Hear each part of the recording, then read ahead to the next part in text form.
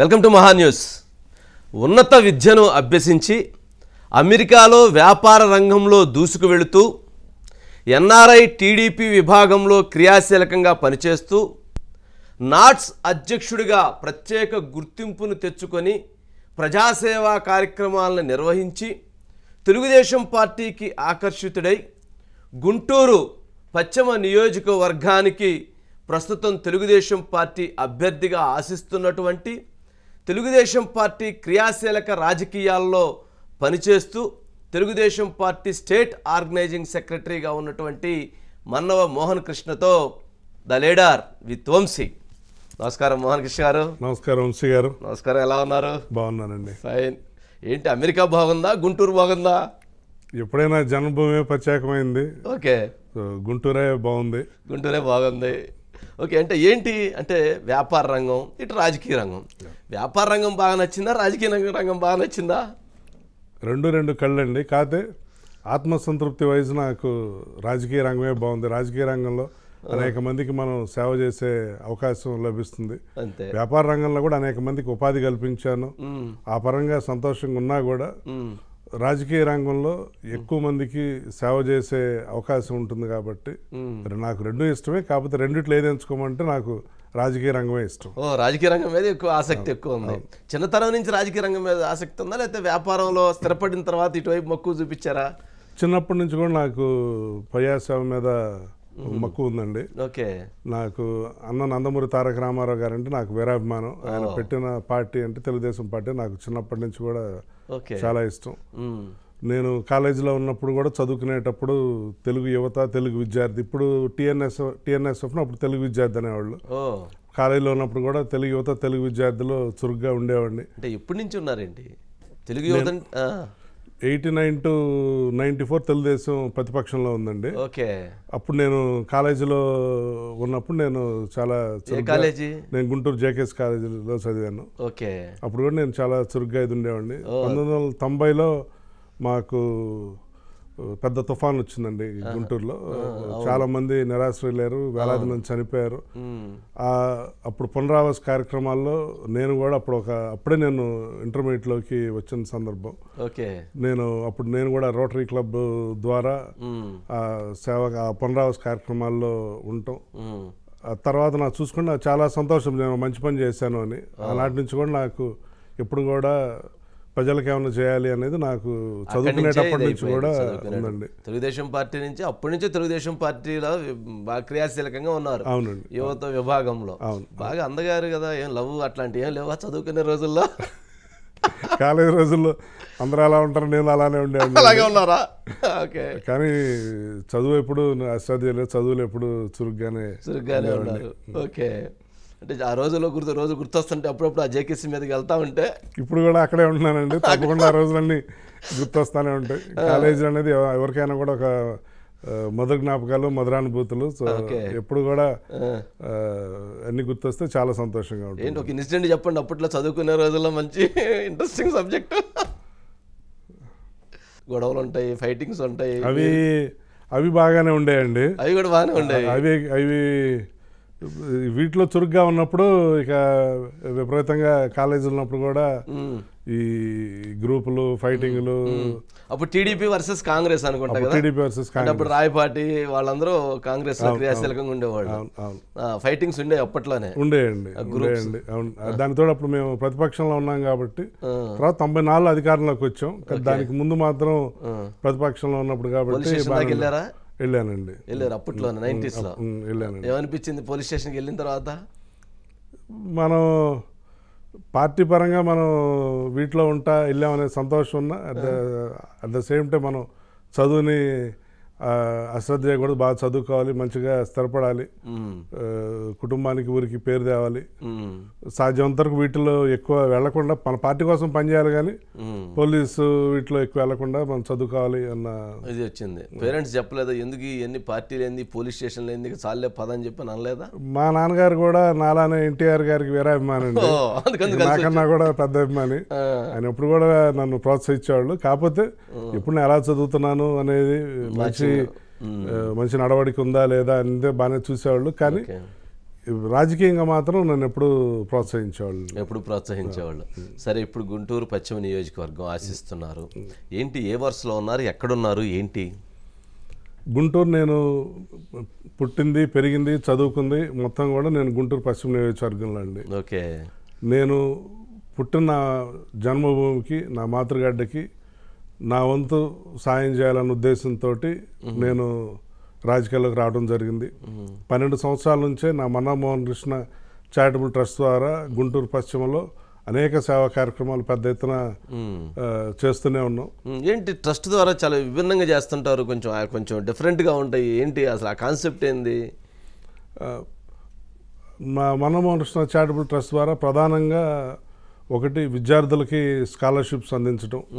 నేను చదువుకొని అమెరికా వెళ్ళి రాణించి అనేక మందికి ఉపాధి కల్పించే స్థాయికి ఆ భగవంతుడు ఇచ్చాడు. అలానే అనేక మంది ప్రతిభావంతులైన విద్యార్థులకి నా వంతు సాయం చేయాలనే ఉద్దేశంతో వాళ్ళకి స్కాలర్షిప్స్ చేస్తూనే ఉంటాం. అలానే ఆరోగ్యం పరంగా కూడా చాలా ఇబ్బందులు పడుతున్న వాళ్ళు ఉన్నారు కాబట్టి వాళ్ళకి ఫ్రీగా మెడికల్ క్యాంప్స్, అట్లానే బ్లడ్ డొనేషన్ క్యాంప్స్ ఇవి పెద్ద ఎత్తున చేస్తూనే ఉంటాం. ప్లస్ ఇంకోటి, నేను ఒక వ్యాపారవేత్త, నేను ఉపాధి కల్పించడం నాకు ఇష్టమైనది కాబట్టి నేను జాబ్ మేళాలు అలాంటివి కూడా కండక్ట్ చేస్తూ ఉంటాను. ప్లస్ చిన్నవాళ్ళకి స్వయం ఉపాధి కల్పించడానికి వాళ్ళకి మన తోపుడు బళ్ళు, బడ్డీ కొట్లని, ఇలాంటి కుట్టు మిషన్లని స్వయం ఉపాధి కల్పించడానికి, అంటే విద్య, వైద్యం, స్వయం ఉపాధి వీటన్నిటిలో కూడా చేస్తానే. ప్లస్ ఎప్పుడు ఏదన్నా ఇబ్బంది, కరోనా అప్పుడు పెద్ద ఎత్తున చాలా మందికి సహాయం చేసాం. అప్పుడు వైద్యం వైజు, ఫుడ్ వైజు, నిత్యావసర సరుకులు, మంచినీటి సౌకర్యాలు పెద్ద ఎత్తున దాదాపు మా ట్రస్ట్ ద్వారా చాలా సేవా కార్యక్రమాలు చేస్తుంటే. జనరల్ గా మీరు ఒక్కరే దాంట్లో చేస్తుంటారు, లేకపోతే మీకు సపోర్ట్ గా ఎవరన్నా? లేదండి, మొత్తం నా సొంత నిధులతోటే, మొత్తం నా సంపాదనతోటే నేను చేస్తానే ఉన్నానండి. అయితే ఇప్పుడు మీరు గుంటూరు వెస్ట్ పశ్చిమ నియోజకవర్గంలో అంటే మీరు ఏమైనా చంటిగాడు, లోకల్ చంటిగాడు అంటున్నారు. మరి చంటిగాడికి లోకల్గా అడుగుతూ ఉన్నారు చాలామంది, బయట నుంచి చాలామంది ఆశావాహులు ఎక్కువ ఉన్నారు. ఏంటి మరి వారికి మీకు ఉన్న వ్యత్యాసం ఏంటి? మీకు ఎందుకు ఇవ్వాలి అని అనుకుంటున్నారు అసలు తెలుగుదేశం పార్టీ? ఒకటి, నేను ఇందాక చెప్పినట్టుగా నేను గుంటూరులో పుట్టి పెరిగి ఉంటాం, నా ప్రాంతాన్ని సేవ చేయాలి అన్న లక్ష్యం ఉంటాం. ప్లస్ నాకు ఆ ప్రాంతంలోని సమస్యల పట్ల నాకు సంపూర్ణమైన అవగాహన ఉంది. గుంటూరులో నాకు చాలామంది బంధువులు, మిత్రులు, అనేక మంది సన్నిహితులు అనేక మంది ఉన్నారు. నాకు దాదాపు గుంటూరు పశ్చిమ నియోజకవర్గం ప్రతి ప్రాంతంలో కూడా నాకు అక్కడ ఉన్న సమస్యల మీద నాకు మంచి అవగాహన ఉంది. నేను ఇక్కడ పరిశ్రమలు స్థాపించి అక్కడ ఉపాధి కల్పిస్తానని, అలానే నాకు అమెరికాలో ఉన్న అనేక మంది మిత్రులను కూడా తీసుకొచ్చి ఇక్కడ ఈ ప్రాంతంలో పెట్టుబడులు పెట్టించి ఉపాధి కల్పించాలనేది నా కోరిక. అలానే గుంటూరు పశ్చిమ నియోజకవర్గంలో అనేక సమస్యలు ఎప్పటి నుంచో ఉన్నాయి. మా గుంటూరు వాసులందరికీ కూడా తెలుసు, శంకర్లాస్ ఓవర్ బ్రిడ్జ్ అని అది ఎప్పుడో 50 సంవత్సరాల పై నుంచి ఉంది. తీవ్రమైన ట్రాఫిక్ సమస్య. ఎప్పటి నుంచో కూడా ఆ సమస్య పరిష్కారం కాలేదు. నాకు అక్కడ అంబేద్కర్ స్టాచ్యూ దగ్గర నుంచి ఏసీ కాలేజ్ వరకు, లేదు ఇంకా అవసరమైతే హిందూ కాలేజ్ వరకు అక్కడ ఓ ఫ్లైఓవర్ది కానీ లేదా ఎక్సలెంట్ ఎక్స్ప్రెస్ హైవే కానీ నిర్మిస్తే అక్కడ ట్రాఫిక్ సమస్య పరిష్కారం అవుతుంది అనేది ఒకటి. అలానే ఇప్పుడు ఇన్నర్ రింగ్ రోడ్డుకి వెళ్ళడానికి గుంటూరులో ప్రధానంగా జేకేఎస్ కాలేజ్ రోడ్ నుంచి వెళ్తారు, విపరీతంగా ట్రాఫిక్ పెరిగిపోయింది. అక్కడ డివైడర్ లేకపోవడం వల్ల అనేక మంది చనిపోతూ ఉన్నారు. అలానే ఇప్పుడు అమరావతి మన రాజధాని, నిత్యం రాష్ట్రం నుంచి అనేక ప్రాంతాల నుంచి వస్తూ ఉంటారు. ఇన్నర్ రింగ్ రోడ్కి first phase, second phase, fourth phase, third phase అంతే ఇన్కంప్లీట్గా ఉండిపోయింది. దానివల్ల హైదరాబాద్ నుంచి వచ్చేవాళ్ళు, పల్నాడు నుంచి వచ్చేవాళ్ళు అమరావతికి వెళ్ళాలి అంటే గుంటూరు నగరంలో నుంచి వెళ్లాల్సిన పరిస్థితి. దానివల్ల వాళ్ళకి ఇబ్బంది, గుంటూరులో వాళ్ళకి కూడా ట్రాఫిక్ కనెక్టివిటీ క్రియేట్ చేయాలి. అవును, అది మొదలు పెట్టారు కానీ అది స్టార్ట్ అవ్వలేదు. అదొకటి చేయాలి. అలానే గుంటూరులో విపరీతంగా తాగునీటి సమస్య విపరీతంగా ఉంది. అనేక స్లమ్ముల్లో ఇప్పుడు కూడా వాటర్ ప్రాబ్లమ్స్ ఉన్నాయి. గుంటూరులో విపరీతంగా రోడ్ల సమస్య ఉంది. వర్షం వస్తే రోడ్లన్నీ మునిగిపోయి చాలా దారుణంగానే ఉంటుంది. అనేక ప్రాంతాలు శ్రీనివాసరావుపేట కానివ్వండి, శ్రీనగర్ కానివ్వండి, విజయనగర్, పలకలూరు రోడ్డు, అనేక ప్రాంతాల్లో కూడా విపరీతంగా వర్షం వస్తే నిండిపోయి జనం ఇబ్బంది పడుతున్నారు. విపరీతంగా డ్రైనేజ్ సమస్య ఉంది. అట్లానే ఇప్పుడు ఇవన్నీ చేయాలి అని అంటే మీకు ముందు ఎమ్మెల్యే టికెట్ రావాలి కదా, వస్తుందో అనుకుంటున్నారా? ఖచ్చితంగా వస్తుందని అనుకుంటున్నానండి. నేను గత ఎన్నికల్లోనే పోటీ చేయాల్సింది 2019లోనే. కాకపోతే ఆనాడు సామాజిక సమీకరణాల్లో మద్దాలగిరికి వెళ్ళిపోయింది. అలా నియోజకవర్గానికి సంబంధం లేని పక్క నియోజకవర్గమైన మద్దాలగిరికి ఆనాడు పార్టీ పక్క నియోజకవర్గానికి ఇచ్చారని. ఇప్పుడేమన్నా నేను లోకల్ చంటిగాడిని అంటే జేకేసీలో చదువుకునే రోజుల్లో నుంచి ఎమ్మెల్యే కావాలని ఉన్నట్టుంది మీ కోరిక చూస్తే. ఆ రోజుల్లోనే మీరు అనుకున్నారు. మరి ఇప్పుడు చూస్తే కూడా సామాజిక సమీకరణాలు కలిసి వస్తాయా లేవా అనేటువంటిది ఉంది. ఎప్పటికీ అక్కడ కమ్మ సామాజిక వర్గానికి ఎక్కువ ఇచ్చారు, మరి ఇక్కడ ఇస్తే ఎట్లా అనేటువంటి ఒక చర్చ జరుగుతూ ఉంది. దీనికి ఏంటి మీరు చెప్పే సొల్యూషన్ ఏంటి, మీరు ఇచ్చే సమాధానం ఏంటి? గెలిచే అభ్యర్థిని ఎన్నుకుంటే బాగుంటుంది. ఎవరికి ప్రజల్లో మంచి పేరుంది, ఎవరు ప్రజలకు సేవ చేస్తారు, ఎవరు పార్టీకి అంకిత భావంతో పనిచేస్తూ ఉన్నారు, పార్టీకి ఎప్పుడు కూడా ఒకే పార్టీకి కట్టుబడి ఎవరైతే పార్టీకి ఒక అంకిత భావంతో నిబద్ధతతో పనిచేస్తున్నారో వాళ్ళకి ఇస్తే బాగుంటుంది అనేది నా ఉద్దేశం. అలానే సామాజిక వర్గం చూసుకున్నా కూడా నా సామాజిక వర్గం వాళ్ళు గుంటూరు పశ్చిమ నియోజకవర్గంలో పెద్ద సంఖ్యలోనే ఉన్నారు. అలానే నాకు అన్ని సామాజిక వర్గాలతో కూడా నాకు మంచి సంబంధాలని, బీసీలు, ఎస్సీ, ఎస్టీలు, మైనారిటీలు అందరితో కూడా నాకు చాలా మంచి సంబంధాలని. నేను విపరీతంగా నగరంలో అనేక ప్రాంతాలకి వెళ్తూ ఉంటాను. నాకు నగరంలోని ప్రతి డివిజన్లో కూడా సొంత క్యాడర్ ఉంది. అన్ని కులాల వాళ్ళు, అన్ని వర్గాల వాళ్ళతో కూడా ఉంది. అందరితో మమేకమై ఇది ఉన్నాను. కృష్ణమోహన్ కృష్ణ గారు, చాలా మంది బయట నుంచి ఇప్పుడు గుంటూరు వెస్ట్ పశ్చిమ నియోజకవర్గం కావాలని ఆశిస్తూ ఉన్నారు. ఏంటి వారికి మీకు ఉన్న వ్యత్యాసం ఏంటి? ఎవరైనా ఎక్కడైనా ప్రజాస్వామ్యంలో ఎవరైనా ఎక్కడైనా పోటీ చేసే హక్కు ఉంది. ఎవరికైనా ఏ టికెట్ ఆశించే హక్కు ఉంది. నాకు ఇందాక నేను చెప్పినట్లుగా నాకు ఆ ప్రాంతంలోని సమస్యల మీద నాకు సంపూర్ణమైన అవగాహన ఉంది. ప్లస్ నాకు ఇంకో పక్క నా సొంత ట్రస్ట్ ద్వారా నేను అనేక సేవా కార్యక్రమాలు చేస్తున్నాను. నాకు అక్కడ ఉన్న ప్రతి వర్గం, ప్రతి వాళ్ళతోటి కూడా నాకు అన్ని అసోసియేషన్లు వీళ్ళతో కూడా నాకు మంచి సంబంధాలు ఉన్నాయి. నేను చేసే యాక్టివిటీస్లో వాళ్ళందరినీ కూడా మమేకం చేస్తూ ఉంటాను. వాళ్ళందరి భాగస్వామ్యంలో, ప్రభుత్వ సహకారంలో, ప్రభుత్వంలో ఉంటే మరింతగా నా ప్రాంతాన్ని నేను అభివృద్ధి చేసుకోగలను. అందుకని చెప్పేసి నాకు గుంటూరు పశ్చిమ నుంచి మరి గుంటూరు పశ్చిమలో ప్రస్తుతం మంత్రి విడుదల రజని వచ్చారు. ఏమైనా దూసుకెళ్తూ ఉంది. మరి మీరేమైనా ఇంతవరకు అసలు క్యాండిడేట్ని ప్రకటించలేదు, ఇంతవరకు ఆ బాధ్యతలు లేదు. మరి నష్టం జరుగుతున్నట్లుంది కదా? మీరు అన్నది వాస్తవేనండి. అనేక మంది అక్కడ లోకల్ క్యాడర్ నాయకులు, కార్యకర్తల మాట కూడా అదే, త్వరగా అభ్యర్థిని ప్రకటిస్తే బాగుంటుందని. కాదు, అభ్యర్థి అనేది అధినేత నారా చంద్రబాబు నాయుడు గారు. వారు ఏ నిర్ణయం తీసుకున్నా కూడా శిరసా వహించి పనిచేస్తాం. కాకపోతే త్వరగా ప్రకటిస్తే బాగుంటుంది. విడుదల రజనీ గారు గుంటూరు పశ్చిమ నియోజకవర్గంలో వేగంగా దూసుకెళ్తున్నా కూడా రేపు రాబోయే ఎన్నికల్లో గుంటూరు పశ్చిమ నియోజకవర్గంలో తెలుగుదేశం పార్టీయే గెలుస్తుంది. ఆవిడ్ని చెల్లూరుపేట ప్రజలు చిత్కరించారు. అక్కడ తరిమేస్తేనే గుంటూరు పశ్చిమ నియోజకవర్గానికి వచ్చారు. మా నారా లోకేష్ గారు ఆల్రెడీ చెప్పారు, పక్కింట్లో చెత్త మన ఇంటి ముందేస్తే బంగారం అవదు అని చెప్పేసి. చెల్లూరుపేటలో మంత్రిగా ఉండి, శాసనసభ్యురాలుగా ఉండి ఏమీ చేయకుండా ఇప్పుడు గుంటూరు పశ్చిమ నియోజకవర్గంకి వచ్చి చేస్తారు అని భావిస్తే అది పెద్ద భ్రమే అవుతుంది. ఆవిడ ఆరోగ్య శాఖ మంత్రిగా ఉన్నారు. మొన్న గుంటూరులో చూసాం, కలుషిత మంచినీరు తాగి ఎంతమంది ప్రజలు ఎంత ఇబ్బంది పడ్డారు, చనిపోయారు అని చెప్పేసి. అంత జరిగినా కూడా కనీస స్పందన లేదు. ప్రభుత్వం పరంగా ఏ విధమైన చర్యలు లేవు.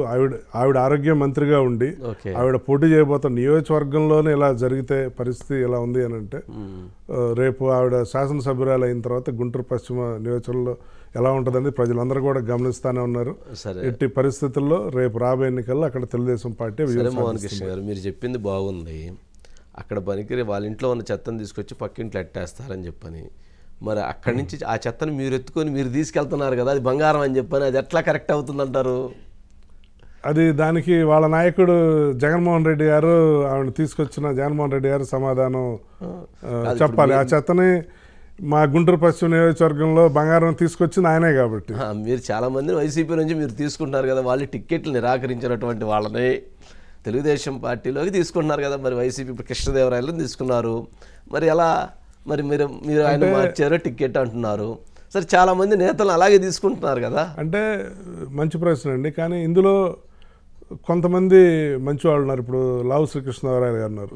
ఆయన మంచి విద్యావేత్త, సౌమ్యుడు, అందరితోటి కలుపుకెళ్లే వ్యక్తి. ఆయనకు చాలా మంచి పేరు, వివాదరహితుడు, జెంటిల్మెన్. వాళ్ళ నాన్నగారు అనేక లక్షల మంది విద్యార్థులకి విద్యాదానం చేసిన గొప్ప చరిత్ర ఉన్న వంశం వాళ్ళది. అలాంటి వాళ్ళు పార్టీకి వస్తే ఖచ్చితంగా లాభమే, ఖచ్చితంగా బలమే. కానీ అలానే వైసీపీలో స్థానం రాని వాళ్ళందరూ కూడా తెలుగుదేశం పార్టీలోకి తీసుకోవట్లేదండి. మీరు చూస్తే చాలా కొంతమంది, ఇప్పుడు ఆనం రామనారాయణ రెడ్డి గారు ఉన్నారు, ఎంతో విశేష అనుభవం ఉంది. ఒక టైంలో అంటే వాళ్ళు ముందు వచ్చారండి, ఇప్పుడు వచ్చేటువంటి వాళ్ళు చాలా మంది వస్తున్నారు కదా. అంటే ఇప్పుడు మీకే టికెట్లు లేకపోతే మీరు మళ్ళీ వాళ్ళని తీసుకొచ్చుకొని టికెట్లు అకామిడేట్ చేయటం అంటే మీకు అసలు ఎలా సాధ్యమైంది?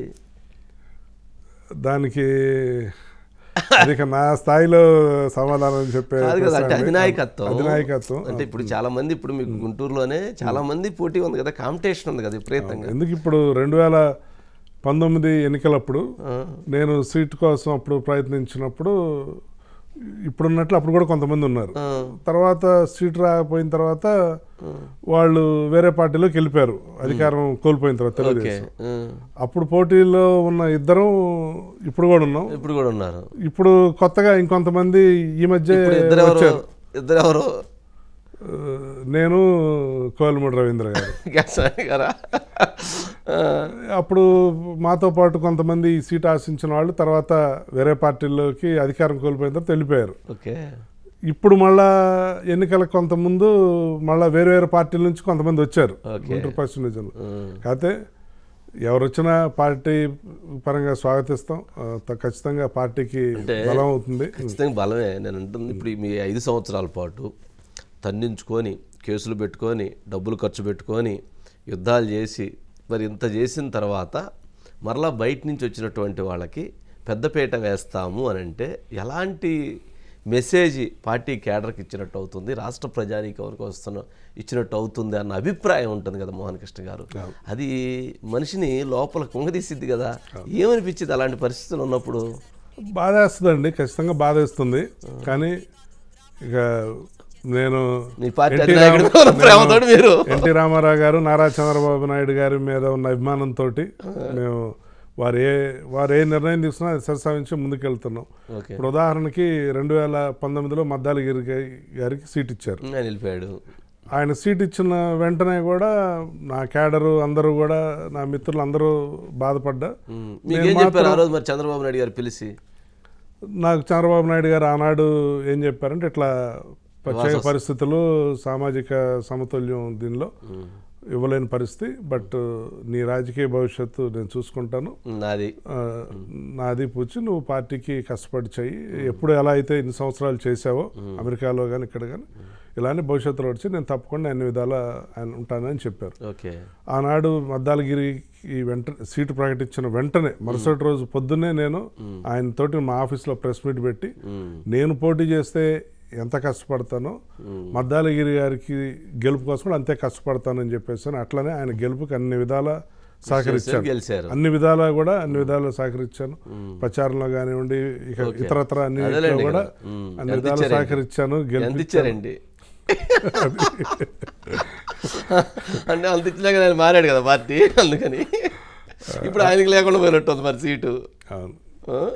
ఆయన ఈ పార్టీలో ఉంటే బాగుండేది, అంతే కదా. ఇప్పుడు ఎవరైతే పని అటు వాళ్ళందరికీ టికెట్లు చెప్పినట్టున్నారు, మనం గెలిచిన వాళ్ళందరికీ ఆయన కూడా కలిసి ఉంటే టికెట్ వచ్చి ఉండేది. మళ్ళీ సరే అటు పోయి టికెట్ కూడా పోయినట్టుంది, రెండింటికి జెండర్ రేవట్ అయిపోయినట్టు. అప్పుడు సీటీ పైన కానీ ఆయన గెలుపు కోసం కష్టపడ్డాను. ఈవెన్ పోలింగ్ రోజు కూడా అభ్యర్థి వెళ్ళి పోలింగ్ కేంద్రాల్లో పోలింగ్ స్థలంలో పరిస్థితి ఆ రోజు కూడా అన్ని చోట్ల కూడా మేము ఇద్దరమే వెళ్ళాము. కానీ అంత గాలిలో కూడా ఆయన గెలిపించాం. ఓకే, ఆ పరంగా చాలా సంతోషంగా ఉంది. ఓకే, అంటే మోహన్ కృష్ణ గారు అంటే పెమ్మసాని చంద్రశేఖర్ గారు వచ్చారు, రీసెంట్గా వచ్చారు. సరే, అక్కడ పార్టీకి ఎంత ఆయన ఉన్నారు, సపోర్ట్ చేస్తూ వచ్చారు. ఇప్పుడు గుంటూరు ఎంపీగా వారి పేరు ఆల్మోస్ట్ ఫైనల్ అయిపోయినట్టుంది. అట్లాగే వెనిగల్ రాము గారు వచ్చారు, 1 year బ్యాక్ గుడివాడ ఫైనల్ అయిపోయినట్టుంది. వెంకట్రావు గారు వచ్చారు, ఆయనకి గన్నవరం. సరే, అటు వెళ్ళి ఇటు వచ్చినా కానీ దాదాపు అందరూ వచ్చి ఎన్ఆర్ఐలు టికెట్లు తీసుకుంటున్నారు. కానీ మోహన్ కృష్ణ గారు 10 ఏళ్ళ నుంచి ఉండి కూడా ఎందుకు టికెట్టు దొరకట్లేదు, అది ఎందుకు పరిగెడుతుంది, ఏంటి, ఎక్కడ అది వ్యత్యాసం? ఓకే, నాకు సీటే కావాలి అనుకుంటే నాకు పార్టీ నాయకత్వం నా గతంలో అవకాశాలు ఇచ్చిందండి. నన్ను నరసరావుపేట ఎంపీగా వెళ్ళమని చెప్పేసి అని నాకు పార్టీ రాష్ట్ర నాయకత్వం దాదాపు సంవత్సరాల క్రితమే వేరే ఇంట్రెస్ట్ ఉందని నన్ను ఆడటం జరిగింది. అలానే దర్శిలో తెలుగుదేశం పార్టీ ఇన్ఛార్జ్ అప్పుడు వెళ్ళిపోయిన తర్వాత కొన్ని దర్శి పోటీ చేసే ఆసక్తి ఉందా అని కూడా నన్ను పార్టీ రాష్ట్ర నాయకత్వం నన్ను అడిగిందండి. ఓకే, కాకపోతే నేనేంటంటే నేను ఇక్కడికి వచ్చింది నా ప్రాంతానికి, నేను పుట్టిపోయిన ప్రాంతానికి ఏమైనా సేవ చేయాలి అన్న ఉద్దేశంతో కాబట్టి నాకు గుంటూరు పశ్చిమ నియోజకవర్గం మీదే ఆసక్తి ఉండటం వల్ల నేను అప్పుడు నరసరావుపేట ఎంపీ కానివ్వండి, దర్శి ఎమ్మెల్యే నేను ఆసక్తి చూపించలేదు. నాకు సీటే కావాలి అనుకుంటే నేను తప్పకుండా అప్పుడు వాటిలో ఏదో ఒకటి ఎంచుకుంటే నేను కూడా వెళ్ళిపోయేది. కానీ నాకు గుంటూరు నగరం, గుంటూరు పశ్చిమ నియోజకవర్గం మీద మక్కువ కాబట్టి నేను దీనిలోనే ఉన్నాను. ఇంకోటి, పార్టీ కూడా ఎప్పుడు కూడా ఇట్లా గుంటూరు పశ్చిమ నియోజకవర్గం నుంచి ఫలానా వాళ్ళు పోటీ చేయబోతున్నారని కూడా నాకు చెప్పలేదు. నేను అడిగాను కూడా, మీరు ఎవరికైనా అనుకున్నారా కానీ అంటే లేదు, నీ వర్క్ నువ్వు చేసుకో, నీ పని నువ్వు చేసుకో, నువ్వు బాగా చేస్తున్నావు, నీ పని నువ్వు చేసుకో అని చెప్పని అన్నారు. అందుకని నేను అట్లానే దానిలోనే వర్క్ చేస్తూ ఇది ఉన్నాను, ముందుకు వెళ్తున్నాను. ప్లస్ ఇంకోటి, ఇప్పుడు మీరు చెప్పిన 3 పేర్లు కూడా నా మంచి మిత్రులు. అందుకని నేను వాళ్ళతోటి పోల్చి కాకుండా నేను ఇన్ జనరల్ ఎన్ఆర్ఐస్గా చెప్తాను. వాళ్ళు 3 మంచివాళ్ళు, 3 కూడా నాకు సన్నిహితులు. వాళ్ళు చక్కగా చేస్తున్నారు, వాళ్ళు ఇంకా మరింతగా రాణించాలని భవిష్యత్తులో కోరుకుంటున్నారు. కానీ నాకు కొంతమంది మీ బోటి మిత్రులు, మీ బోటి పెద్దవాళ్ళు, కొంతమంది మిత్రుల నుంచి వచ్చిన ప్రశ్న ఏంటంటే, ఎన్ఆర్ఐ ఈ సడన్గా వచ్చేసి సీట్ అడగటం ఎంతవరకు భావ్యం అని. అయితే నేను నా ప్రస్థానం చూస్తే నేను కొత్తగా దీనికి రాలేదండి. ఎందుకంటే నేను ఆల్రెడీ కాలేజీలో ఉన్నప్పుడే నేను తెలుగుదేశం ఇట్లా యాక్టివ్గా ఉండేవాడిని చెప్పాను. నేను 1999లో నేను అమెరికా వెళ్ళాను. నేను వెళ్ళే టైంలో అప్పుడు మనకి ఇక్కడ అసెంబ్లీ ఎలక్షన్స్ వచ్చాయి. నా వీసా వచ్చిన తర్వాత అప్పుడు ఇక్కడ ఎలక్షన్ నోటిఫికేషన్ వచ్చింది. ఈరోజు అంటే దాదాపు లక్షల మంది అమెరికా వెళ్తున్నట్టు అమెరికా వెళ్ళడం సాధారణ విషయం. కానీ 25 సంవత్సరాల క్రితం అది కొంచెం ముఖ్యమైన విషయం. నాకు ఈ ఎలక్షన్స్ కోసం నేను వెళ్లకుండా కొన్ని నెలల పాటు నాది వాయిదా వేసుకున్నాను. అందరూ నా మిత్రులు కానీ మిగతా అందరూ కూడా, నీకు ఏమన్నా పిచ్చా వెర్రా, ఇది రావటమే ఇంత గొప్ప అవకాశం నీకు, నువ్వు ఈ ఎలక్షన్ కోసం వెళ్ళనంటే కాదు, నాకు నా పార్టీ అంటే నాకు అంత అభిమానం కాబట్టి నేను అప్పుడు ప్రచారంలో ఉండి ఓటేసి అన్నీ అయిన తర్వాత కొన్ని నెలల తర్వాత అప్పుడు నేను అమెరికా వెళ్ళాను. అక్కడికి వెళ్ళిన తర్వాత కూడా ఫస్ట్ మొదటి 4-5 సంవత్సరాలు నా వృత్తి లేకపోతే నా వ్యక్తిగత జీవితం వీటిలో బిజీగా ఉన్న. 2004లో పార్టీ అధికారం కోల్పోగానే మన పార్టీ ఇప్పుడు కష్టకాలంలో ఉంది, పార్టీ పునర్వైభవానికి మనం అంతగా ఉన్న చేయాలి అని చెప్పేసి అప్పుడు నేను కొంతమంది మిత్రులతో అక్కడ ఎన్ఆర్ఐ టీడీపీ దానిలో చురుగ్గా ఇది ఉండి అక్కడ తెలుగుదేశం పార్టీ కార్యక్రమాలు చేస్తూ, పార్టీ ఇక్కడ ఏ కార్యక్రమాన్ని పిలిపించినా కానీ దాని సంఘీభావంగా అమెరికాలో కూడా పెద్ద ఎత్తున చేస్తూ అట్లా 2004 నుంచి క్రియాశీలకంగా, అంటే కాలేజీలో ఉన్నప్పుడు అమెరికాలో చేస్తాను. గత 10 సంవత్సరాల నుంచి కూడా ఎంత ఖర్చు పెట్టుంటారు ఇప్పటి వరకు పార్టీ కార్యక్రమాల వ్యవహారం కోసం? అంతా కళ్ళ ముందే, నా ప్రస్థానం అంతా కళ్ళ ముందే కనపడతా ఉందండి. ఎంతని చెప్పలే కానీ చాలా పెద్ద ఎత్తున కొన్ని కోట్లు ఎంతనే కానీ ఖర్చు పెట్టేశారు. ఎందుకంటే అమెరికాలో కూడా నేను పెద్ద ఎత్తున కార్యక్రమాలు చేశాను. అంటే మీరు యూత్ దగ్గర నుంచి మీరు పనిచేస్తున్నారు, కాలేజీ రోజుల నుంచి. ఆ రోజు నుంచి మీ ఆశయం, మీ లక్ష్యం గుంటూరు పశ్చిమ నియోజకవర్గంలో ఎమ్మెల్యే అధ్యక్ష అనాలని మీ కోరిక. సరే, దీంతో పాటు తర్వాత అక్కడికి వెళ్ళటం, అక్కడ యాక్టివిటీస్ చేయటం, 2000 నుంచి క్రియాశీలకంగా పనిచేయటం ఇంత చేస్తున్నారు కదా.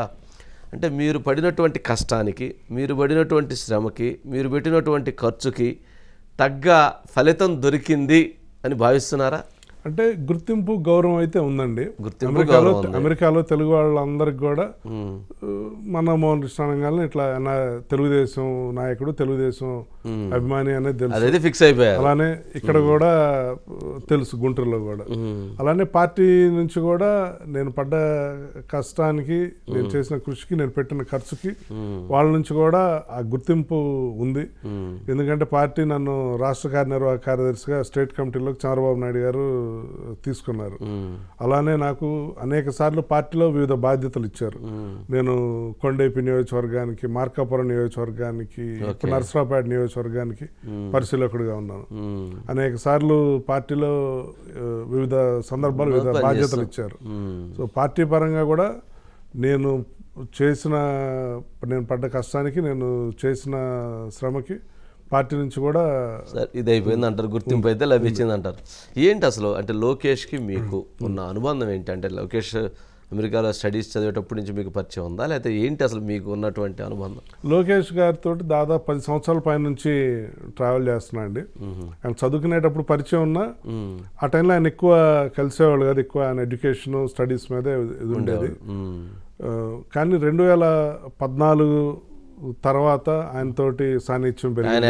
యాక్టివ్ పాలిటిక్స్ లోకి వచ్చిన దగ్గర మీరు యాక్టివ్గా ఆయన ఐటీ మంత్రిగా ఉన్నప్పుడు, పంచాయతీరాజ్ మంత్రిగా ఉన్నప్పుడు అనేక సార్లు అమెరికా రావటం, ఆయన వచ్చినప్పుడు నేను పెద్ద ఎత్తున కార్యక్రమాలు చేయటం. 2015లో 2018లో ఆయన వచ్చినప్పుడు నేను పెద్ద ఎత్తున తెలుగు వాళ్ళతోటి, కొన్ని వేల మందితోటి పెద్ద ఎత్తున కార్యక్రమాలు చేశాను.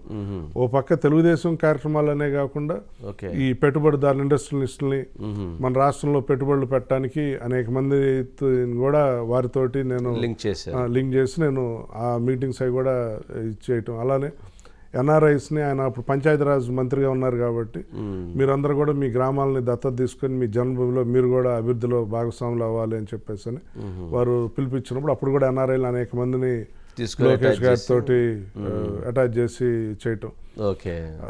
అలానే ఆ తర్వాత ఇక్కడ కూడా ఈయన 5 సంవత్సరాలు ప్రతిపక్షంలో ఉన్నప్పుడు కూడా ఆయనతో ట్రావెల్ చేస్తూ ఉంటాం. అలానే యువగళం పాదయాత్రలో క్రియాశీలకంగా అనేక జిల్లాలు నేను ఆయనతో పాటు వెళ్ళటం, జిల్లాలు పర్యటించారు, వెళ్ళాను, పాదయాత్రలో పాల్గొన్నాను, చాలా జిల్లాల్లో వెళ్ళాను.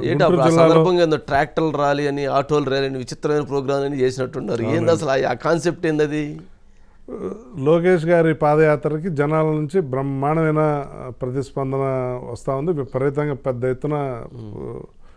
అదే సమయంలో మా వంతుగా మేమందరం కూడా ప్రజల్లో ఉత్సాహం నింపడానికి, క్యాడర్లను కూడా మరింతగా ఇంకా ఉత్సాహపరచడానికి మేము పెద్ద ఎత్తున కార్యక్రమాలు చేసాము. అందులో భాగంగా 200 లోకేష్ గారి పాదయాత్ర 200 రోజులు పూర్తయిన సందర్భంగా 200 ట్రాక్టర్లతోటి ఒక భారీ ర్యాలీ చేశాం. అలానే 3000 కిలోమీటర్లు పూర్తయిన సందర్భంగా నగరంలో 3000 ఆటోలతోటి ఇంకో భారీ కార్యక్రమం చేశాను. 3000 ఆటోలు ఉండే అయితే గుంటూరులో? అవునండి, మొత్తానికి.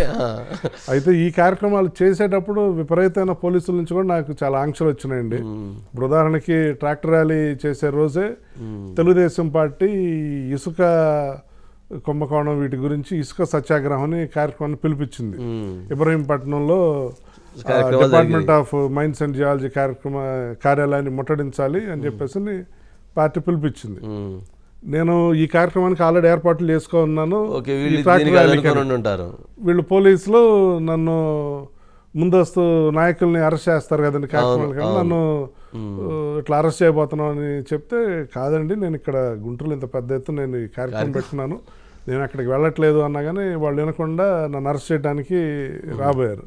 నేను వస్తే నేను మళ్ళీ అక్కడ నుంచి నేను తప్పించుకొని వెళ్ళి మళ్ళా ఇప్పుడు నేను బయట అయితే నా కార్లో ఇది వెళ్తాను గుర్తుపడతారని నేను మళ్ళీ రకరకాల వెహికల్స్ మారి చివరికి ఆ ట్రాక్టర్ ర్యాలీ జరిగే ప్రదేశానికి వెళ్ళి ప్రోగ్రామ్ చేశాను. అలానే ఆటో ర్యాలీ అప్పుడు కూడా ఫస్ట్ వాళ్ళు ఒక దగ్గర పర్మిషన్ ఇచ్చి చివరి నిమిషంలో అక్కడ కుదరదు అన్నారు, మళ్ళీ ఇంకో దగ్గర చేయాల్సి వచ్చింది. అంటే జరుగుతున్నటువంటి దీంట్లో గుంటూరు పశ్చిమ నియోజకవర్గంలో గుంటూరులో కావచ్చు, మీకు యూత్ ఫాలోయింగ్ అంటే ఎక్కువ యూత్ మీకు ఫాలోయింగ్ ఉంటుంది అంటే లోకేష్ గారు యూత్ కొంత ఇవన్నీ ఎక్కడ మీకైనా లింక్ అయిందా లేదా ఏంటి వాళ్ళకి మీకు ఉన్న ఇదేంటి లింక్ బంధం? నాకు యూత్ తోటి మంచి కనెక్టివిటీ ఉందండి. వాళ్ళందరూ నన్ను ఎంత అభిమానిస్తారు, వాళ్ళు ఎందుకు నన్ను అంత అభిమానిస్తారు అన్నది వాళ్ళకి తెలుసు, నేను చెప్పలేను. కాకపోతే నేను అనుకోవటం వాళ్ళతోటి మమేకం అవటం, వాళ్ళతో నేను అనేక సార్లు కాలేజీలకు వెళ్తూ ఉంటాను, యూత్ సెమినార్స్కి వెళ్తూ ఉంటాను. అలానే నేను ఒక చాలా సామాన్యుడిలాగా నేను రోడ్డు పక్కనే వాళ్ళతో కలిసి టీ తాగుతూ ఉంటాను, టిఫిన్ తింటూ ఉంటాను. అంతా యూత్ తోటే ఎక్కువ ట్రావెల్ అవుతూ ఉంటాను. అందుకే నేను చేసే కార్యక్రమాల్లో కానివ్వండి, ర్యాలీల్లో కానివ్వండి, విపరీతంగా యువత విపరీతంగా పాల్గొంటారు. అంతమంది యువత అభిమానిస్తూ నాకు చాలా అదృష్టం. యువతే నా బలం. మన దేశంలో కూడా జనాభాలో యూత్ పాపులేషన్ ఎక్కువ. అంటే మీరు జనరల్గా వివాదరహితుడిగా ఉంటారు, అజాత శత్రువుగా ఉంటారు, ఎవరితోటి గొడవలు ఇటువంటి ఏం కాంట్రవర్సీస్ ఉండవు. ఏంటి అదేనా మీ బలం? అది కూడా. ఓకే, నాకు వివాదరహితుడు, ఇంతమందికి సేవ చేస్తున్నాం, అందరితోటి మంచిగా ఉంటున్నాం, వాళ్ళతో మమేకం అవుతున్నాం, వాళ్ళకి ఏ అవసరం వచ్చినా అండగా ఉంటున్నాం. దీనివల్ల నాకు యువతరం యూత్ కూడా ఓకే గుర్తిస్తుంటారు. లోకేష్ గారు అట్లాంటి అంశాల విషయంలో చెప్తుంటారా? చెప్తా ఉంటారండి. ఓకే, లోకేష్ గారు తండ్రికి తగ్గ తనయుడు, తండ్రికి తగ్గ తనయుడు అన్నదానికి నిర్వచనం నారా లోకేష్ గారు. నారా చంద్రబాబు నాయుడు గారు అంతటి మహా నాయకుడికి నిజమైన వారసుడు నారా లోకేష్ గారు. ఆయనతోటి ఎన్నో సంవత్సరాల నుంచి నేను ట్రావెల్ చేస్తూ ఉన్నాను. అమెరికాలో కావచ్చు, ఇక్కడ కూడా కావచ్చు. యువగళం తర్వాత అందరూ కూడా రాష్ట్రం అంతా కూడా గుర్తించి నారా లోకేష్ గారి నాయకత్వ పట్టుమని అందరూ కూడా చూసి అందరూ ప్రశంసిస్తూ ఉన్నారు. కాకపోతే ఆయనకి దగ్గరగా చూసిన వాళ్ళందరికీ కూడా ఇదేం కొత్త కాదు, ఎన్నో సంవత్సరాల క్రితమే ఆయన్ని చూశారు. ఎందుకంటే ఆయన ఏకకాలంలో రాష్ట్ర ప్రధాన కార్యదర్శిగా అప్పుడు పార్టీని చూసుకుంటూ ఓ పక్క కొత్త రాష్ట్రం పెట్టుబడులు పెట్టాలి అని చెప్పేసి అని అన్ని దేశవ్యాప్తంగా ప్రపంచవ్యాప్తంగా కూడా తిరుగుతూ మన రాష్ట్రానికి పెట్టుబడులు తేవడానికి శ్రమించడం. అలానే పంచాయతీరాజ్ అనేది చాలా క్లిష్టమైన చాలా మంత్రిత్వ శాఖ. ఎందుకంటే మన ఆంధ్ర రాష్ట్రం, భారతదేశంలో ఆ మాటకు వస్తే ఆంధ్ర రాష్ట్రంలో మనకి పల్లెటూర్లు ఎక్కువ కాబట్టి అలాంటి క్లిష్టమైన శాఖను కూడా సమర్థవంతంగా నిర్వహిస్తూ దానిలో మా అందరిని కూడా భాగస్వాములు చేసేవాళ్ళు ఈ ఐటీ కంపెనీలు తీసుకురావడంలో. అంటే చేసింది చెప్పుకోలేకపోయారు కదా. పంచాయతీరాజ్ శాఖ మంత్రిగా భారతదేశంలో ఎవరిని ఏం రోడ్లు వేసారు, మరి అటువంటి దాన్ని చెప్పుకోలేకపోయారు. మీరు ఇందాక ఏమన్నారు, పార్టీలో ఒక క్రియాశీలకంగా 2014 నుంచి 2019 వరకు లోకేష్ గారు కానీ చంద్రబాబు నాయుడు గారు కానీ పార్టీ విషయంలో పూర్తిస్థాయి శ్రద్ధ పెట్టలేకపోయారు కదా, నష్టం జరిగింది కదా కొంత. కష్టపడ్డారు కానీ దానికి తగ్గ ప్రచారం జరగలేదండి. ఓకే, నారా లోకేష్ గారు అక్కడికి వచ్చినప్పుడు కూడా చూసేవాడిని. అంటే వాళ్ళ నాన్నగారులానే పొద్దున శంకారావం కావచ్చు, ఇప్పుడు యువగళం కావచ్చు, ఇప్పుడు రాకదిల్రా కావచ్చు, లేకపోతే ఇవన్నీ కూడా ఆ రోజుల్లోనే లోకేష్ కనుక ఆ రోజు అధికారంలో ఉన్నప్పుడు కూడా ప్రజలతో అలాంటి మమేకమైనట్టయితే ఈ రోజు ఇంత ఇబ్బంది ఉండేది కాదేమో కదా. యువగళం కూడా ఒక చారిత్రాత్మకమైన పాదయాత్ర. అనేక జిల్లాలు ఆయనతో పాటు పాల్గొన్నాను. అన్ని వర్గాల నుంచి విపరీతమైన స్పందన లభించింది. నాకు అన్నింటిలోకి ఆశ్చర్యంగా ఉంటే ఆయన పొద్దున్నే బస్ దిగినప్పుడు ఎంత ఉత్సాహంగా ఉండేవాళ్ళు, మళ్ళీ నైట్ అంతా అయిపోయి మళ్ళీ బస్సు పైకి వెళ్ళేటప్పుడు కూడా అంతే కదా. అదే అందుకే నేను తండ్రికి తగ్గ తనయుడు అని. నాకు ఇంకోటి నచ్చింది, ఆ పాదయాత్రలో ప్రతిరోజు కూడా మార్నింగ్ టు ఈవినింగ్ అంతా కూడా లైవ్ పెట్టేవాళ్ళు. అంత పెద్ద కార్యక్రమాన్ని ఇన్ని లక్షల మందితోటి చేస్తా దాన్ని నిత్యం లైవ్ పెట్టడం దానికి ఎంతో సాహసం. ఎందుకంటే మనం కార్యక్రమం చేస్తున్నప్పుడు లైవ్ అనేటప్పటికి ఎన్నో కొన్ని తప్పులు ఉంటాయి కాబట్టి ఉంటుంది. కానీ అలాంటిది ఆయన కంటిన్యూస్గా ఏంటి మంగళగిరి నియోజకవర్గంలో చూస్తే ఏంది పాపం, మొన్నటిదాకా ఏమన్నా చిరంజీవిని మీ పార్టీ నుంచి తీసుకెళ్ళి ఆడ అభ్యర్థి అన్నారు, ఇప్పుడు మళ్ళీ చిరంజీవిని తీసేసి కౌంటర్ కమ్మలు అంటున్నారు. పాపం ఆళ్ళ రామకృష్ణారెడ్డిని తీసేశారు. అసలు ఏంది పాపం, ఎందుకని ఆయన మీద పోటీ పెట్టడానికి ఎందుకు అంత యుద్ధం జరుగుతుంది? మంగళగిరి నియోజకవర్గాన్ని నారా లోకేష్ గారు గత 5 సంవత్సరాలుగా ఎంతో అభివృద్ధి చేశారు. ప్రజలకి ఏ కష్టం వచ్చినా అన్ని విధాలా అండగా ఉన్నారు. ఎన్నో సేవా కార్యక్రమాలు చేశారు. మేమందరం చేసే అనేక సేవా కార్యక్రమాలకి ఆయన చూసే స్ఫూర్తి పొందుతూ ఉంటాం. అక్కడ జగన్మోహన్ రెడ్డి నారా లోకేష్ గారిని తట్టుకోవడానికి ఏ అభ్యర్థి అని చెప్పేసి అని చూస్తా ఒకటో కృష్ణుడు, రెండో కృష్ణుడు, మూడో కృష్ణుడు లాగా ఇంతమందిని మారుస్తూ ఉన్నాడు. కానీ ఎవరు వచ్చినా కానీ రేపు రాబోయే ఎన్నికల్లో అక్కడ ఒక అఖండమైన మెజారిటీ తోటి మంగళగిరిని నారా లోకేష్ గారు గెలవటం ఖాయం. గెలవటమే కాదు, ఇది రాబోయే రోజుల్లో తెలుగుదేశం పార్టీకి మరో కుప్పం హిందూపూర్ లాగా ఇది ఒక కంచుకోటగా తయారవుతుంది. ఎందుకంటే నేను అనేక సార్లు మంగళగిరి వెళ్తూ ఉంటాను. ఖచ్చితంగా ఒక బ్రహ్మాండమైన మెజారిటీ తోటి మంగళగిరి కోటని నారా లోకేష్ గారు బద్దలు కొట్టబోతున్నారు. Okay, right. సరే, ఓకే అండి. ఏంటి చంద్రబాబు నాయుడు గారితో ఏంటంటే జనరల్గా సరే ఎన్టీ రామారావు గారి మీద ప్రేమ ఉన్న చంద్రబాబు నాయుడు గారు ఆ లెగసీని చూస్తూ మీరు ఒక ఇదయ్యారు. ఏంటి అసలు వారిని చూస్తే లేదా వారి పట్ల మీకున్నటువంటి అభిప్రాయం ఏంటి? చంద్రబాబు నాయుడు గారిని చూస్తూ నిత్యం కూడా స్ఫూర్తి పొందొచ్చండి. అంతటి గొప్ప విజనరీ లీడర్ నాయకత్వంలో పనిచేయటం నిజంగా నా అదృష్టం. ఆయన ఉమ్మడి నవ్యాంధ్రప్రదేశ్ ముఖ్యమంత్రిగా ఉన్నప్పుడు, అలానే ఉమ్మడి ఆంధ్రప్రదేశ్ ముఖ్యమంత్రిగా ఉన్నప్పుడు కూడా అనేక సార్లు అమెరికా వచ్చినప్పుడు నేను ఆయనతోటి ట్రావెల్ చేయటం, వివిధ సందర్భాల్లో ఆయనతో కలవటం వల్ల ఆయన దగ్గరగా చూసే అవకాశం లభించింది. ఓకే, ఆయనలో నేను చూసింది కష్టం, కృషి.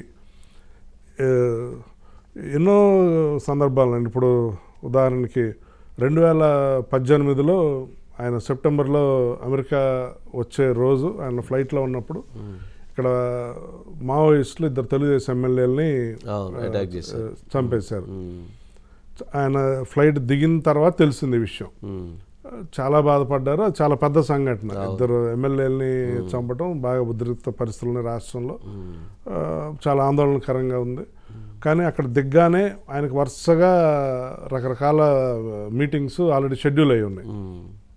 వేరే వాళ్ళు అయితే డేలా పడిపోయి అయ్యో ఇదేంటి ఇట్లా జరిగింది అయ్యి అని చెప్పేసి ఆయన కొంచెంసేపు బాధపడ్డారు. వెంటనే అక్కడ ఏం చేయాలో అక్కడికి డైరెక్షన్ ఇచ్చి మళ్ళీ వెంటనే దీంట్లోకి వెళ్ళిపోయారు.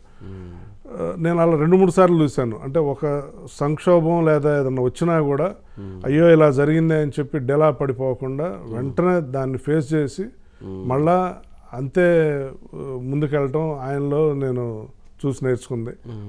ఇంకోటి, ఆయన ఒక నిత్య విద్యార్థిలాగండి. అంటే ఆయన జీవితంలో ఎంత సాధించాను, ఇన్ని సంవత్సరాలు ముఖ్యమంత్రి చేసినా కూడా ఈ రాష్ట్రానికి ఏదో చేయాలి, నా రాష్ట్రానికి ఏదో చేయాలనే తపన.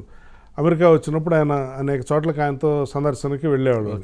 అక్కడ ఫార్మ్స్కి వాటికి ఇది వెళ్ళాం. అక్కడ హార్వెస్టింగ్ వైజ్, వీటి వైజ్, అగ్రికల్చర్ వైజ్ ఎలా చేస్తున్నారు, కొత్త విధానాలు ఏమొచ్చినాయి, కొత్త ఎక్విప్మెంట్ ఏమొచ్చినాయి అని చెప్పేసి ఆయన కూడా వాటిలో ఎక్కి ఆ మిషనరీ ఎక్విప్మెంట్ చూసి వీలైతే అవి కూడా నడిపి ఇవి మన రాష్ట్రంలోకి తీసుకురావచ్చా, అక్కడ మన వాళ్ళకి ఇచ్చేయచ్చా అని చెప్పేసి అని చూడటం. ఒకసారి ఈ ఆర్టిఫిషియల్ ఇంటెలిజెన్స్ రోబోటిక్స్ సెంటర్కి వెళ్ళాము. అక్కడికి వెళ్ళినప్పుడు కూడా ఒక చిన్నపిల్లలు ఎలా అయితే ఉత్సాహంగా ఏదైనా కొత్తది చూస్తే తెలుసుకోవాలనేది ఉంటుందో, ఆయన అన్నింటిలో కూడా దాంట్లో ఆయన ఇన్వాల్వ్ అయ్యి అవి ఆయన టెస్ట్ చేస్తా, అవి వాడతా, ఇది ఎలా చేయొచ్చు అని చెప్పేసి ఆయన ప్రతి దానిలో కూడా ఓకే ఎక్కడో మంచి చూస్తే ఇది నా రాష్ట్రంలో ఎలా అమలు చేయొచ్చు, ఇది నేను అక్కడ ఎలా చేయొచ్చు అనేది ఉన్న గొప్ప తపనున్న నాయకుడు. ఎంతో కష్టపడతారు ఆయన. రోజు మొత్తం ఇప్పుడు ఇక్కడ నుంచి అమెరికా అంటే మీకు తెలుసు సుదీర్ఘ ప్రయాణం. పాత పడితే ఇంకా ఎక్కువ పట్టేది, ఈ రోజున ఒక రోజు పడుతుంది. అంత ప్రయాణం చేసి వచ్చి ఇప్పుడు దిగ్గానే మళ్ళీ వెంటనే వరుసగా ఎన్నెన్ని కార్యక్రమాలు. ఆయనతో వచ్చిన మిగతా సహాయ సిబ్బంది అంతా వాళ్ళంతా కునుగుపాట్లు పడతా ఇబ్బంది పడతా ఉండేవాళ్ళు. కానీ ఆయన మాత్రం పొద్దున 9ంటికి ఎంత ఉత్సాహంగా ఉన్నారో రాత్రి 9ంటికి కూడా అంతే ఉత్సాహంగానే ఉండేవాళ్ళు. అలాంటి వాళ్ళు మనం ఎప్పుడు చూడలేం కూడా. ఓకే, సరే. టీడీపీ మీద అభిప్రాయం, జగన్మోహన్ రెడ్డి గారి మీద మీకున్న అభిప్రాయం ఏంటి? జగన్మోహన్ రెడ్డి గారు మన రాష్ట్రానికి పట్టిన దౌర్భాగ్యం. నేను ప్రతిపక్షంలో ఉన్నానని, ప్రతిపక్ష పార్టీలో ఉన్నానని నేను విమర్శించట్లేదండి. వాస్తవాలు అందరి కళ్ళ ముందు. పార్టీలో ఉన్నారు కాబట్టి అటువంటి విమర్శలు ఉంటాయి అంటే కాదండి, కాదు. నేను ఒక పౌరుడిగా, నేను ఆంధ్ర రాష్ట్ర పౌరుడిగానే నేను మాట్లాడుతూ ఉన్నాను. ఒక్క ఛాన్స్ అని ఆయన అధికారంలోకి వచ్చారు. ఒక్క ఛాన్స్ ఇద్దాము అని ఇచ్చిన పాపానికి ఈ రాష్ట్రాన్ని ఒక తరం కాదు అనేక తరాలు వెనక్కి తీసుకెళ్ళిపోయాడు. రాష్ట్రం తీవ్ర ఆర్థిక సంక్షోభంలో ఉంది. 10 లక్షల పైన అప్పులు చేశాడు. ఎటు చూసినా కూడా ఓ పక్క అప్పులు విపరీతంగా పెరిగిపోయినాయి. పన్నులు విపరీతంగా వేస్తూ ఉన్నాడు. కనిపించిన వాటన్నిటి మీద పన్నులు, చివరికి ఎప్పుడు విధంగా చెత్త మీద కూడా పన్ను వేసిన చెత్త ప్రభుత్వం ఈ రోజున అధికారంలో ఉంది. ధరలు విపరీతంగా పెరిగిపోతూ ఉన్నాయి. పెట్రోల్ ధరలు విపరీతంగా పెరుగుతాయి. నిత్యావసర సరుకుల ధరలు పెరిగిపోతూ ఉన్నాయి. అప్పులు పన్నులు ధరలు అన్నీ పెరుగుతూ ఉన్నాయి. ఇంకో పక్క ఆదాయం 0. ఎవరు ఉద్యోగం చేసే పరిస్థితులు లేవు, ఒక ఉపాధి లేదు, ఒక పరిశ్రమ లేదు. ఉన్న పరిశ్రమలే పక్క రాష్ట్రాలకు తరలిపోయే దారుణమైన పరిస్థితులు ఉన్నాయి. పైగా అధికారంలోకి వచ్చిన తర్వాత అనేక మంచి కార్యక్రమాలను రద్దు చేశాడు. అన్నా క్యాంటీన్లు రద్దు చేశాడు, చంద్రన్న కానుకలు తీసేశాడు. ఇంకో పక్క ఈ రాష్ట్రానికి ఒక రాజధాని లేకుండా చేశాడు. పక్కన ఇప్పుడు మన పిల్లల్ని ఈ రాష్ట్రానికి రాజధాని ఏది అంటే వాళ్ళు వెంటనే సమాధానం చెప్పలేని పరిస్థితి. 4 చెప్పాలా? వైవి సుబ్బారెడ్డి గారు చెప్పినట్టు హైదరాబాద్ అని చెప్పాలా ఉమ్మడి రాష్ట్రంగా, లేదా జగన్మోహన్ రెడ్డి గారు చెప్పినట్టు వైజాగ్ అని చెప్పాలా, లేకపోతే ఈ రాష్ట్రానికి రాజధాని ఏంటి అని అంటే వెంటనే కూడా ఆంధ్రుడు చెప్పలేని దౌర్భాగ్యమైన పరిస్థితులు తీసుకొచ్చాడు. అలానే మన రాష్ట్రానికి జీవనాడైన పోలవరాన్ని చంపేశాడు. ఇట్లా అన్ని రంగాల్లో కూడా అంటే సంక్షేమం చేస్తున్నాను నేను, అదే అభివృద్ధి అనే అభివృద్ధికి దిక్సూచి ఇలా కూడా ఉంటుందని చెప్తున్నారు కదా. సంక్షేమం కూడా అది అంత సంక్షేమం చేసేది కొంత, చెప్పుకునేది చేసేది కొంత, దానికన్నా దోచేది ఎక్కువ అండి. 10 రూపాయలు సంక్షేమం ఇస్తా 90 రూపాయలు ప్రజలను దోచుకుంటున్నాడు. ఇప్పుడు పెన్షన్ ఇస్తున్నాను అని చెప్పేసి అని అంటున్నాడు. చంద్రబాబు నాయుడు గారు 1800 రూపాయలు పెన్షన్ పెంచారు. 200 రూపాయల నుంచి 2000 చేశారు. నేను రాగానే నేను 3000 చేస్తా అన్నాడు. కానీ నేను అధికారంలోకి వచ్చిన తర్వాత జస్ట్ పెంచింది 750 రూపాయలు. అమ్మఒడి ఇస్తానంటున్నాడు. అమ్మఒడి ఇస్తానని ఇస్తా, ఇంకో పక్క నాన్నబుడ్డి పేరుతోటి మొత్తం మద్యం ద్వారా డబ్బులన్నీ పోగొడతానే ఉన్నాడు. ఇంకో పక్క నేను 2.5 లక్షలు నేను ఉద్యోగాలు తీసుకొస్తాను, వాళ్ళు రాష్ట్ర నిరుద్యోగాన్ని తరిమి కొడతాను అన్నాడు. వచ్చిన తర్వాత ఇప్పటి వరకు ఒక్క జాబ్ క్యాలెండర్ లేదు, ఒక్క జాబ్ నోటిఫికేషన్ లేదు, మెగా డిఎస్సి కూడా లేదు. ఇప్పుడు వస్తున్నాడు, ఇప్పుడు ఎలక్షన్ వస్తుంది కాబట్టి ఇప్పుడు మొదలు పెడతా ఉన్నాడు. అంటే జనరల్గా ఎన్ఆర్ఐలో అంటే ఆంధ్రప్రదేశ్ రాష్ట్రం వైఖరిలో అంటే ఎలాంటి భావంతో ఉన్నారు అంటే జనరల్గా సరే కొంతమంది జగన్మోహన్ రెడ్డి గారిని సపోర్ట్ చేస్తారు, కొంతమంది చంద్రబాబు నాయుడు గారిని సపోర్ట్ చేస్తారు. అసలు ఆంధ్రప్రదేశ్ రాష్ట్ర భవిష్యత్తు ఈ రాజకీయాలు, ఈ రాజకీయ యుద్ధాల మధ్య ఏం జరుగుతుంది, ఏం జరగబోతుందని భావిస్తున్నారు? ఎన్ఆర్ఐలు అందరూ కూడా రాష్ట్రంలో జరుగుతున్న పరిస్థితుల్లో చాలా ఆందోళనగా ఉన్నారు. మీరు చూస్తే అమెరికాలో లాస్ట్ 5 సంవత్సరాల్లో రియల్ ఎస్టేట్లో పెట్టుబడులు చాలా పెద్ద ఎత్తున పెరిగాయి. రియల్ ఎస్టేట్లో వివిధ వాటిలో మన తెలుగు వాళ్ళు, ఎందుకంటే ఇక్కడ రాష్ట్రంలో ఇక్కడ పెట్టుబడులు పెడితే వాళ్ళ సంపాదనకి వాళ్ళ కంపెనీలకి భరోసా ఉండదు. జగన్మోహన్ రెడ్డి ఆయన బంది మాగదులో వాటిని దోచుకెళ్తారు అన్న ఒక భయాందోళనలో ఎన్ఆర్ఐలు ఉంటాం. ఇక్కడ ఎవరు కూడా ఏం పెట్టుబడులు పెట్టట్లేదు, ఇక్కడ ఏం పరిశ్రమలు కూడా రావట్లేదు. అక్కడే చేస్తూ ఉన్నారు అమెరికాలోనే.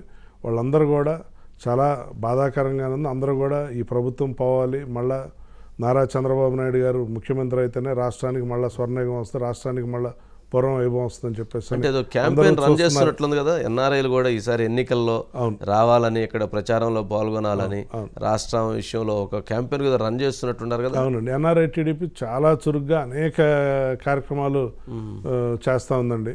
అక్కడి నుంచే ఇక్కడ అందరితోటి కూడా వాళ్ళ బంధువులు మిత్రులు అందరితోటి కూడా వాళ్ళని చైతన్యపరచడం, అందరిని కూడా రేపు ఓటుకి సన్నద్ధం చేయటం, అలానే ఓటర్ వెరిఫికేషన్ పరంగా కూడా అక్కడి నుంచి కూడా వాళ్ళు ఓటు ఉందా లేదా చెక్ చేస్తా, అలానే వాళ్ళ ఇంట్లో వాళ్ళ ఓట్లు ఉన్నాయి కూడా వాళ్ళు చెక్ చేస్తా. ఇంకో పక్క సోషల్ మీడియాలో కూడా చాలా క్రియాశీలకంగా ఉంటాం. ఈ ప్రభుత్వం సోషల్ మీడియాలో అంటే ఒక పద్ధతి వరకు ప్రకారం పర్లేదు, కానీ మరి కొంచెం పద్ధతులు మించి కూడా విమర్శలు దాష్టికాలు కూడా మంచిది కాదు కదండి. మంచిది కాదండి, ఒక హద్దు దాటి అయితే ఉండకూడదు. ఒక విచక్షణతోటే ఒక హద్దు దాటకుండానే విమర్శలు సద్విమర్శలు బాగుంటాయి. కానీ తెలుగుదేశం సోషల్ మీడియా అయితే మా నారా చంద్రబాబు నాయుడు గారి డైరెక్షన్లో, నారా లోకేష్ గారి డైరెక్షన్లో మేము ఎక్కడా కూడా లేనివి అయితే ఎక్కడ మేము ప్రచారం చేయట్లేండి. జగన్మోహన్ రెడ్డి పాలనలో రాష్ట్రంలో ఏం జరుగుతున్నాయి, ఎంత దుర్మార్గాలు, ఎన్ని దుశ్చర్యలు జరుగుతున్నాయో వాటిని మాత్రమే మేము ప్రజలను చైతన్యపరచడానికి సోషల్ మీడియా ద్వారా మేము బయటకు తీసుకొస్తాం. అప్పుడప్పుడు మీరు కూడా పరిధులు దాటుతున్నారులేండి, అవతల దాటితే మీరు దాటే పరిస్థితులు ఏర్పడుతున్నాయి అనుకోండి. సరే, అంటే ఎన్ఆర్ఐ టీడీపీ మీరు అన్నారు కదా, అంటే ఇప్పుడు ఎట్లయితే అట్లాగే బాగా ఈసారి ఎన్నికలకి ఫండ్ కలెక్ట్ చేయాలి, ఫండ్ చేస్తున్నారు అనేది కూడా ఒక బాగా ప్రచారం జరుగుతుంది. ఎంతవరకు వాస్తవం అది? స్వచ్ఛందంగా ఎవరికి వాళ్ళు పార్టీ మీద అభిమానంతో ఎవరి పరిధిలో వాళ్ళు చేస్తా ఉండుండొచ్చండి, పార్టీకి చేయాలి అని చెప్పేసి. అట్లాంటి వాళ్ళ ఇంట్రెస్ట్ గా వాళ్ళ అభిమానంతో చేసేవాళ్ళు ఎవరు ఉంటే చేసుకుంటున్నారు. ఓకే, అంటే అసలు ఇప్పుడు మీరు అసలు నాట్స్ అంటే మోహన్ కృష్ణ అంటే నాట్స్, అలాంటి అభిప్రాయం ఒకటి ఏర్పడింది. ఏంటి అసలు తానాలో నుంచి అసలు నాట్స్ ఎందుకు అసలు విడిపోయింది, ఎందుకు చీలిపోయి నాట్స్ ప్రారంభించడం జరిగింది, ఏంటి అసలు అది? తానాలోంచి నాట్స్ విడిపోలేదు సార్. నాట్స్ని ఇంకొక మన తెలుగు వాళ్ళకి ఇప్పుడు తెలుగు వాళ్ళు విపరీతంగా పెరుగుతూ ఉన్నారు జనం కూడా. అక్కడికి అమెరికాకి మన భారతదేశం నుంచి వచ్చేవాళ్ళు ఎక్కువ మన రాష్ట్రం నుంచే వచ్చారు. అంతకుముందు ఉమ్మడి ఆంధ్రప్రదేశ్ నుంచి తెలుగు వాళ్ళు పెరుగుతూ ఉన్నారు. జనంతో పాటే సమస్యలు పెరుగుతూ ఉన్నాయి. వాళ్ళకి మనవంతుగా సాయం చేయడానికి ఇంకొక సంస్థ ఉంటే బాగుంటుంది అన్న ఉద్దేశంతో నాట్ స్థాపించడం జరిగిందే తప్పితే, కాకపోతే తానాలో కొంతమంది క్రియాశీలకంగా ఉన్న కొంతమంది ఆనాడు నాట్స్ ప్రారంభించినప్పుడు కూడా ఉన్నారు, కానీ అందరూ కాదండి. ఇప్పుడు ఫర్ ఎగ్జాంపుల్ నేను నాట్స్తోనే నా ప్రస్థానం స్టార్ట్ అయింది. నేను తానంతో తాన వాళ్ళందరూ నా మిత్రులే, వాళ్ళందరూ నాతో చాలా బాగుంటారు, కానీ నేను స్టార్ట్ అయింది నాట్స్లోనే. మాలాంటి వాళ్ళు చాలా మంది చేశారు, కానీ మీరు ప్రత్యేకమైనటువంటి బ్రాండ్ని క్రియేట్ చేసుకున్నారు, ఏంటి దానికి ప్రజలే చెప్పాలండి. నేను అనుకోవటం, నేను నాట్స్ పరంగా నేను విస్తృతంగా అనేక సేవా కార్యక్రమాలు చేయటం, ప్లస్ విస్తృతంగా తిరిగాను అమెరికా వ్యాప్తంగా, ఇక్కడ ఆంధ్రప్రదేశ్లో విపరీతంగా తిరిగాను. నాట్స్కి ప్రజల్లోకి తీసుకెళ్ళి అనేక కార్యక్రమాల ద్వారా, అక్కడ హెల్ప్ లైన్ ద్వారా అనేక మందికి సహాయం చేయటం, అలానే అక్కడ ఏదైనా ప్రమాదం జరిగితే ఇక్కడ వాళ్ళ కుటుంబాలకి ఇక్కడ ఆర్థిక సహాయం చేయటం, అలానే ఇక్కడ వెనకబడిన ప్రాంతాలు, ఇప్పుడు ఉదాహరణకి శ్రీకాకుళం జిల్లాలో మందసా మండలంలో కమ్యూనిటీ భవన్ కట్టించాం గ్లో ఫౌండేషన్ ద్వారా. అలానే హుద్ తుఫాను, తిత్లీ తుఫాను అప్పుడు కూడా ఇక్కడ ప్రభుత్వంతో కలిసి అనేక సేవా కార్యక్రమాలు చేసాం. అలానే ప్రకాశం అనంతపురం జిల్లాలో నీటి అద్దెలు ఉంటాం, అనేక వాటర్ ప్లాంట్స్ ఇక్కడ చేసాం. అలానే అక్కడ కూడా అమెరికాలో కూడా జాబ్ సెమినార్స్ అని, ఇమిగ్రేషన్ సెమినార్స్ అని, అలానే హెల్ప్ లైన్ ద్వారా అనేక మంది సహాయం చేయటం, ఇట్లా నిత్యం దానిలో చాలా చురుగ్గా ఉండేవాడిని. విపరీతంగా అనేక మందిని కలిసేవాడిని.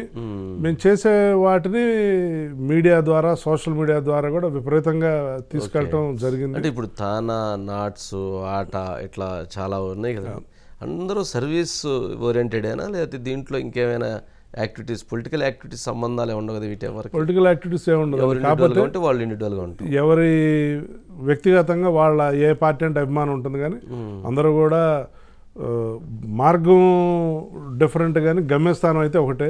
ఒక్కొక్కరిది ఒక డిఫరెంట్ ప్లాట్ఫామ్ తప్పితే, పాత్ డిఫరెంట్ తప్పితే, అందరూ చూస్తున్న ఎండ్ గోల్ అయితే మాత్రం సర్వీస్ ఓరియంటెడ్ గా. దానికి కూడా పోటీ పడుతుంటారు, ఆ సర్వీస్ చేయడానికి కూడా యుద్ధాలు జరుగుతుంటాయి. దీనివల్ల అంతిమంగా లబ్ధి పొందుతుంది ప్రజలండి. ఎందుకంటే ప్రజలకి ఒకరి నుంచి కాకుండా ఇంతమంది నుంచి, ఇన్ని ఆర్గనైజేషన్స్ నుంచి సర్వీస్ చేసే అవకాశం లభిస్తుంది. కాబట్టి ప్లస్ అమెరికాలో నాట్స్ని అనేక రాష్ట్రాల్లో కూడా విస్తరించారంటే, New Jersey, Saint Louis, Columbus, Houston, Boston, Harrisburg, Karnataka, ఇట్లా ఇన్ని రాష్ట్రాల్లో నాట్స్ని కూడా విస్తరించడం. వీటన్నిటి వల్ల మీరు అన్నట్లు నాట్స్ రంగాన్ని మీరు ఎందుకు గుర్తొస్తున్నారు అని అంటే, నేను చేసిన కార్యక్రమాలు ఇంతమంది ప్రజల్ని మమేకం చేయడం అక్కడ ఇక్కడ. జనరల్గా ఇప్పుడు మీరు మోహన్ కృష్ణ గారు అక్కడ అమెరికాలో ఉంటే, ఇక్కడి నుంచి తెలుగు వాళ్ళు ఎవరు ఏ ప్రముఖులు వచ్చినా కానీ మోహన్ కృష్ణ గారి ఆతిథ్యం, మోహన్ కృష్ణ గారి రిసీవింగ్ ఇవన్నీ ఉండిద్ది అనుకుంటారు. అది ఒక సిస్టమ్ పెట్టుకున్నారా ఏంటి? ఎవరు వచ్చినా కానీ అక్కడ మీరు ఆ బాధ్యతలు తీసుకోవాలని? అతిథి దేవోభావ అన్నారండి పెద్దవాళ్ళు. ఎక్కడో దూరంగా మన దేశం నుంచి అక్కడికి వస్తే, మన ప్రాంతానికి వస్తే వాళ్ళని గౌరవించుకోవటం, వాళ్ళని ఆదరించడం, వాళ్ళకి కావాల్సిన చూసుకోవటం మనకి సంప్రదాయం. నాకు కూడా అది చాలా సంతోషంగా, సంతృప్తిగా ఉంటుంది. తెలుగు వాళ్ళు అనేక మంది మన నాయకులు కూడా వచ్చినప్పుడు కానివ్వండి, లేదా వాళ్ళ కుటుంబ సభ్యులు, వాళ్ళ పిల్లలు అక్కడ చదువుకుంటున్నప్పుడు కూడా వాళ్ళకి ఏదన్నా సహాయం కావాలన్నా కానీ, వాళ్ళకి ఏదన్నా ఒక సూచన సలహా కావాలన్నా కానీ. ఏంటి అసలు వ్యాపారాలు ఏంటి, అసలు అమెరికాలో చేస్తున్న వ్యాపారాలు ఏంటి, ఏంటి అక్కడ ఉన్న పరిస్థితి? నేను అమెరికా వెళ్ళటం సాఫ్ట్వేర్ ఇంజనీర్గా వెళ్ళానండి మొదట్లో. కొన్ని సంవత్సరాలు అక్కడ అమెరికాలోని ప్రముఖ financial company Morgan Stanley, Goldman సాక్స్, Bank of America, Citi Bank, వీటిలో వివిధ హోదాల్లో కొన్నిట్లో వైస్ ప్రెసిడెంట్ కూడా చేశాను. ఆ తర్వాత నేను నా సొంత వ్యాపారం దీనిలో రావాలని చెప్పేసి నేను వ్యాపార రంగంలోకి రావడం జరిగింది. నాకు అక్కడ సాఫ్ట్వేర్ కంపెనీలు ఉన్నాయి, అలానే హోటల్స్ ఉన్నాయి, రియల్ ఎస్టేట్ రంగంలో కూడా ఉన్నాను. సాఫ్ట్వేర్, హోటల్స్, రియల్ ఎస్టేట్, ఈ మూడులో నేను నా వ్యాపార రంగంలో ఉన్నానండి. జనరల్గా అసలు వ్యాపారం అంటే అక్కడ చేస్తున్నారు కదా, అక్కడ వ్యాపారం బాగుంటుందా, ఇక్కడ వ్యాపారాలు బాగుంటాయా? ప్రభుత్వం నుంచి సహకారం వైజ్ అయితే ఇప్పుడున్న దీనిలో అయితే అమెరికాలోనే బాగుంటుందండి. ఎందుకంటే ఇక్కడ మన రాష్ట్రంలో పరిస్థితులు ఎలా ఉన్నాయో మీకు తెలుసు. ఉన్న పరిశ్రమలో తరలిపోయే పరిస్థితులు ఉన్నాయి. అమెరికాని ల్యాండ్ ఆఫ్ ఆపర్చునిటీస్ అంటారు. అక్కడ మనం కష్టపడితే మనకి మన వ్యాపారానికి 10 మందికి ఉపాధి కల్పించేది ఇదయ్యి మన రూల్స్కి అనుగుణంగా గవర్నమెంట్ నుంచి కూడా అలాంటి వాళ్ళ నుంచి కూడా అదే సహాయ సహకారాలు ఉంటాయి. ఓకే, కుటుంబం ఏంటి అసలు? కుటుంబం ఇప్పుడు ఇక్కడ ఉంటారా మీరు, అక్కడ అటు ఇటు మరి ట్రావెల్, మరి ఏంటి పిల్లలు, ఎట్లా లైఫ్? నా భార్య పేరు ప్రశాంతి, తను నా బెస్ట్ ఫ్రెండ్, నాకు కొండంతండ నా భార్య. ఆమెకి లవ్ మ్యారేజా అరేంజ్? లేదండి, పెద్దలు కూర్చున్న వివాహమే. జనరల్గా లవ్ మ్యారేజ్ జరిగి ఉండాలి మీకు? లేదండి. ఎందుకు సార్? అదే లేదు, అంటే గ్లామర్గా ఉంటారు కదా ఏదో లవ్లు అప్పుడు ఆ వయసులో చేసి. అదే లేదు సార్, లేదా పెద్దలు కూర్చున్న వివాహమే. మా పెళ్ళి అయినప్పటి నుంచే మా ఆవిడకి నాకు ప్రజాసేవ మీద, నాకు పబ్లిక్ సర్వీస్ మీద ఉన్న ఇంట్రెస్ట్ తెలుసు కాబట్టి ఆమె కూడా నేను చేశాను కూడా ఎంకరేజ్ చేస్తూ నాకు అన్నింటిలో కూడా కుటుంబాన్ని చూసుకుంటా ఓ పక్క వ్యాపారాల్లో కూడా నాకు హెల్ప్ చేస్తూ ఉంటుంది. నాకు 2 పిల్లలు, 2 స్కూల్లో చదువుకుంటున్నారు. మా అమ్మ నాన్నగారు ఇక్కడ గుంటూరులో ఉంటారు. మా నాన్నగారు ప్రభుత్వగా రిటైర్ అయ్యారు. నాకు తమ్ముడు, తను వ్యాపార రంగంలో ఉన్నాడు.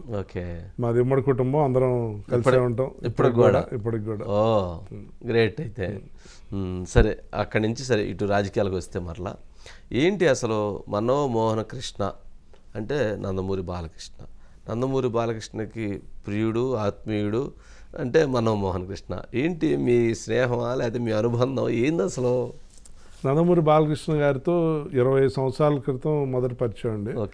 కానీ 15 సంవత్సరాల నుంచి కూడా ఆయనతోటి మరింత దగ్గరగా వివిధ వాటిలో పనిచేసే అవకాశం, అదృష్టం నాకు దక్కింది. నందమూరి బాలకృష్ణ గారికి ఒక మిత్రుడిగా, ఒక కుటుంబ సభ్యుడిలా ఆయన ఆదరించటం నిజంగా నా అదృష్టం. బాలకృష్ణ గారిని గతంలో నాట్స్ సమావేశాలకు కానివ్వండి, తానా సమావేశాలప్పుడు కానివ్వండి, అలానే బసవతారకం క్యాన్సర్ ఇన్స్టిట్యూట్ ఫండ్ రైజింగ్స్ కానీ అనేక సార్లు వారు అమెరికా రావటం, ఆయన వచ్చినప్పుడు అక్కడ ప్రోగ్రామ్స్ అన్నీ నేను కోఆర్డినేట్ చేయటం, అట్లా ఆయనతోటి నాకు అసోసియేషను ఏర్పడింది. ప్లస్ ఇంకోటి, నేను నందమూరి కుటుంబానికి అన్న నందమూరి తారక రామారావు గారికి వీరాభిమాని, భక్తుడిని, అలానే బాలకృష్ణ గారికి కూడా అభిమాని. నాకు వాళ్ళ కుటుంబం పట్ల నేను చూపించే ఆదరాభిమానాలు, అలానే నేను చేస్తున్న కార్యక్రమాలు కూడా ఆయన ఎప్పుడు నచ్చి నన్ను ఎంతో ప్రోత్సహిస్తూ ఉంటారు. ఆయన నుంచి నేను చూసి జనరల్గా బాలకృష్ణ గారు అని అంటే కొంతమందికి భయం, అమ్మో దగ్గరకు పోతే ఆయన ఏమైనా అంటారేమో లేదా పీకేస్తారేమో ఒకటి అనేటువంటి ఒక భయం ఉంటుంది. అట్లాగే దగ్గరగా చూసేవాళ్ళకి ఆయన మీద ఒక ప్రేమ ఉంటుంది. ఏంటి అసలు వారిలో ఉన్నటువంటి కోణం ఏంటి? ఆయన చాలా గొప్ప వ్యక్తి అండి. కృషి, క్రమశిక్షణ, పట్టుదల వీటికి నిదర్శనం నందమూరి బాలకృష్ణ గారు. దగ్గరగా చూసే వాళ్ళు ఎవరైనా కానీ ఆయన్ని అభిమానిస్తారు. పెద్దవాళ్ళని ఎంతో గౌరవిస్తారు, అలానే చిన్నపిల్లల్ని ఎంతో ప్రేమగా ఇది ఉంటారు. ఆయనలో నేను చూసింది ఆ నిత్యం ఆ ఎనర్జీ అండి. ఇప్పుడు అనేక సార్లు అమెరికా వచ్చినప్పుడు ఈ కార్యక్రమాలు వీటిలో చాలాసార్లు ఒక్కసారి లేట్ అవుద్ది, అయినా కానీ మరుసటి రోజు పొద్దున్నే 3 గంటలకే నిద్రలేస్తారు, 3 గంటలకే కార్యక్రమం. ఆ ముందు రోజు అది అర్ధరాత్రి 12 అవనండి, 1 గంట అవనండి, కానీ ఆయన మరుసటి రోజు 3 గంటలకే లేస్తారు.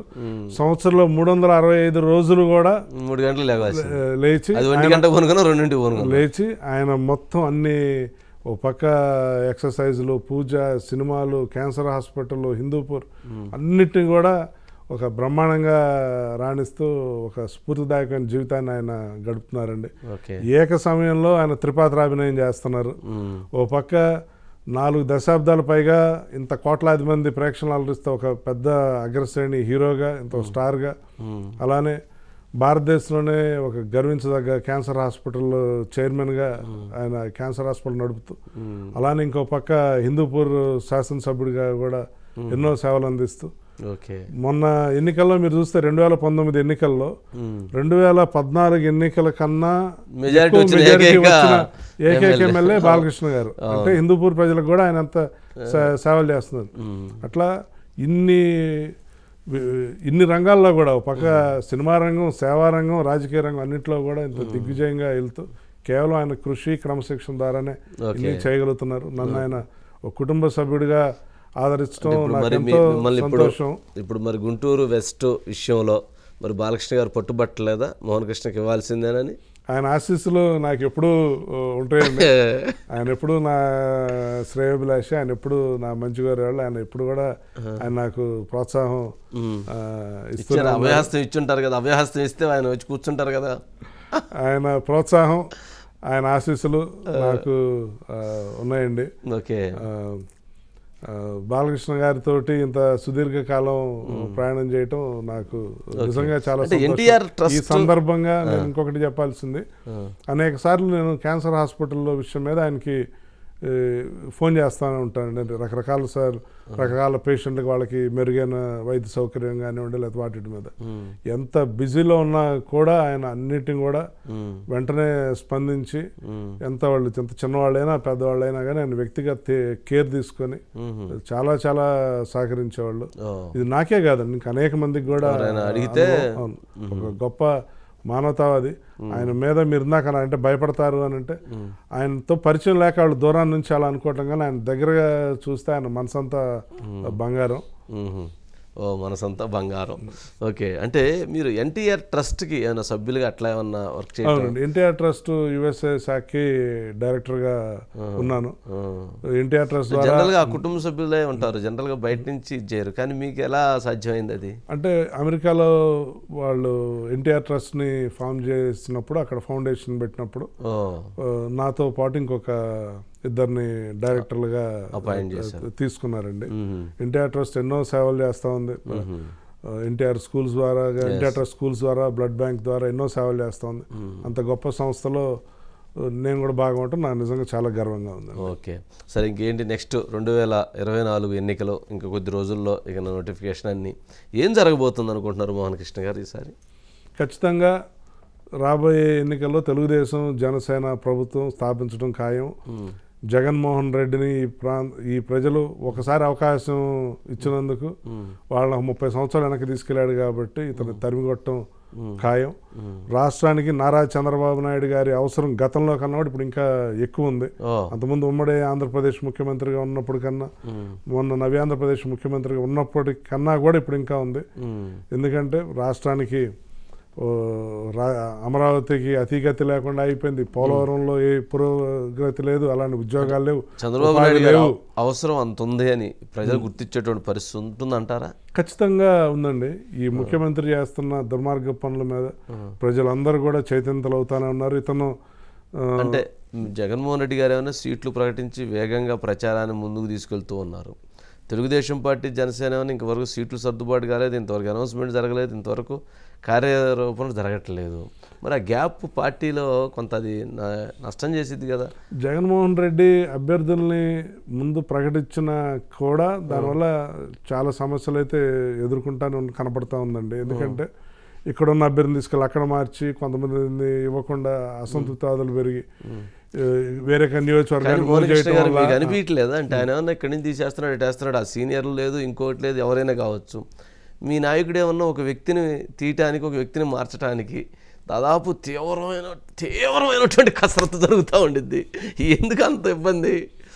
అంటే మనసు నొప్పించడం బాధగా అనిపించింది. చంద్రబాబు నాయుడు గారు ఒక ప్రజాస్వామ్యబద్ధంగా నలుగురి అభిప్రాయాలు కూడా తీసుకొని ఒక ఆచితూచి నిర్ణయాలు తీసుకునే మంచి వ్యక్తిత్వం అండి వారిది. జగన్మోహన్ రెడ్డిది ఒక నియంత్రణతో పోకడంలో తనకి ఏదనుకుంటే అది వెళ్ళే మనస్తత్వం అయింది. ఈనాటి ప్రజాస్వామ్యంలో అలాంటి వాళ్ళకి చోటు లేదు. నారా చంద్రబాబు నాయుడు గారు ఓ సముచిత నిర్ణయం అయితే తీసుకుంటారు, అందరినీ సంప్రదించి. అలానే ఇప్పుడు భాగస్వామ్య పక్షాలు, ఇప్పుడు జనసేన ఉంది, ఇప్పుడు బీజేపీ కూడా ఉండొచ్చు అని కూడా వినపడుతూ ఉంది. వీటన్నిటి వల్ల కొంత లేట్ అవుతున్న మాట మాత్రం వాస్తవం. కాకపోతే ఆయన సరైన జనసేన రావటం, టీడీపీ కలవటం, వీటిద్దరు ప్రయాణం. సరే బీజేపీ కూడా వస్తే ఒక యాడింగ్.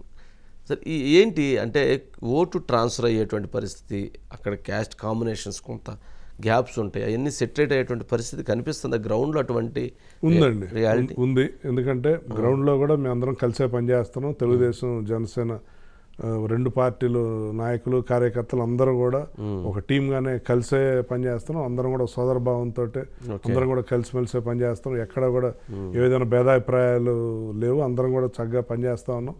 పైగా ఎన్నికలకి ఏదన్నా ఒక 10 రోజుల ముందు ఈ అలయన్స్ కుదిరుంటే అప్పుడు మనకి ఆ సమస్య ఉండాలి. కానీ ఎప్పుడో దాదాపు ఒక సంవత్సరంన్నర నుంచే ఊహాగానాలు ఉన్నాయి భవిష్యత్తులో కలిసి పనిచేస్తారని. కొన్ని నెలల క్రితం అఫీషియల్గా ఇటు కన్ఫర్మ్ చేశారు. కాబట్టి ఇప్పుడైతే ఆ బాండింగ్ బాగుంది, కలిసి పనిచేస్తున్నాం. అందరిది కూడా ఒకటే ధ్యేయం, నా జగన్మోహన్ రెడ్డిని ఈ రాష్ట్రం నుంచి తరిమి కొట్టాలి, మళ్ళా మన రాష్ట్రానికి మంచి రోజులు రావాలి, తెలుగుదేశం జనసేన కలిసి ప్రభుత్వాన్ని స్థాపించాలి అని చెప్పేసి ప్రతి ఒక్కరు కూడా తెలుగుదేశం జనసేన నాయకులు, కార్యకర్తలు కలిసి పనిచేస్తున్నారు. ఓకే, అసలు ఎన్ని స్థానాలు వస్తాయి అనుకుంటున్నారు ఈ కూటమికి? 1994 ఎన్నికల ముందు ఎన్టీ రామారావు గారు ఒక మాట అన్నారండి, నిశ్శబ్ద విప్లవం అని. ఆనాడు అప్పట్లో కేంద్రంలో ప్రధానమంత్రిగా పి నరసింహారావు గారు ఉన్నారు. కేంద్రంలో, రాష్ట్రంలో 2 చోట్ల కూడా కాంగ్రెస్ అధికారంలో ఉంది, తెలుగుదేశం కష్టకాలంలో ఉంది. ఏమనుకుంటున్నారు అన్నప్పుడు ఎన్టీఆర్ గారు అన్నారు, రాష్ట్రంలో ఒక నిశ్శబ్ద విప్లవం ఉంది అని చెప్పేసి.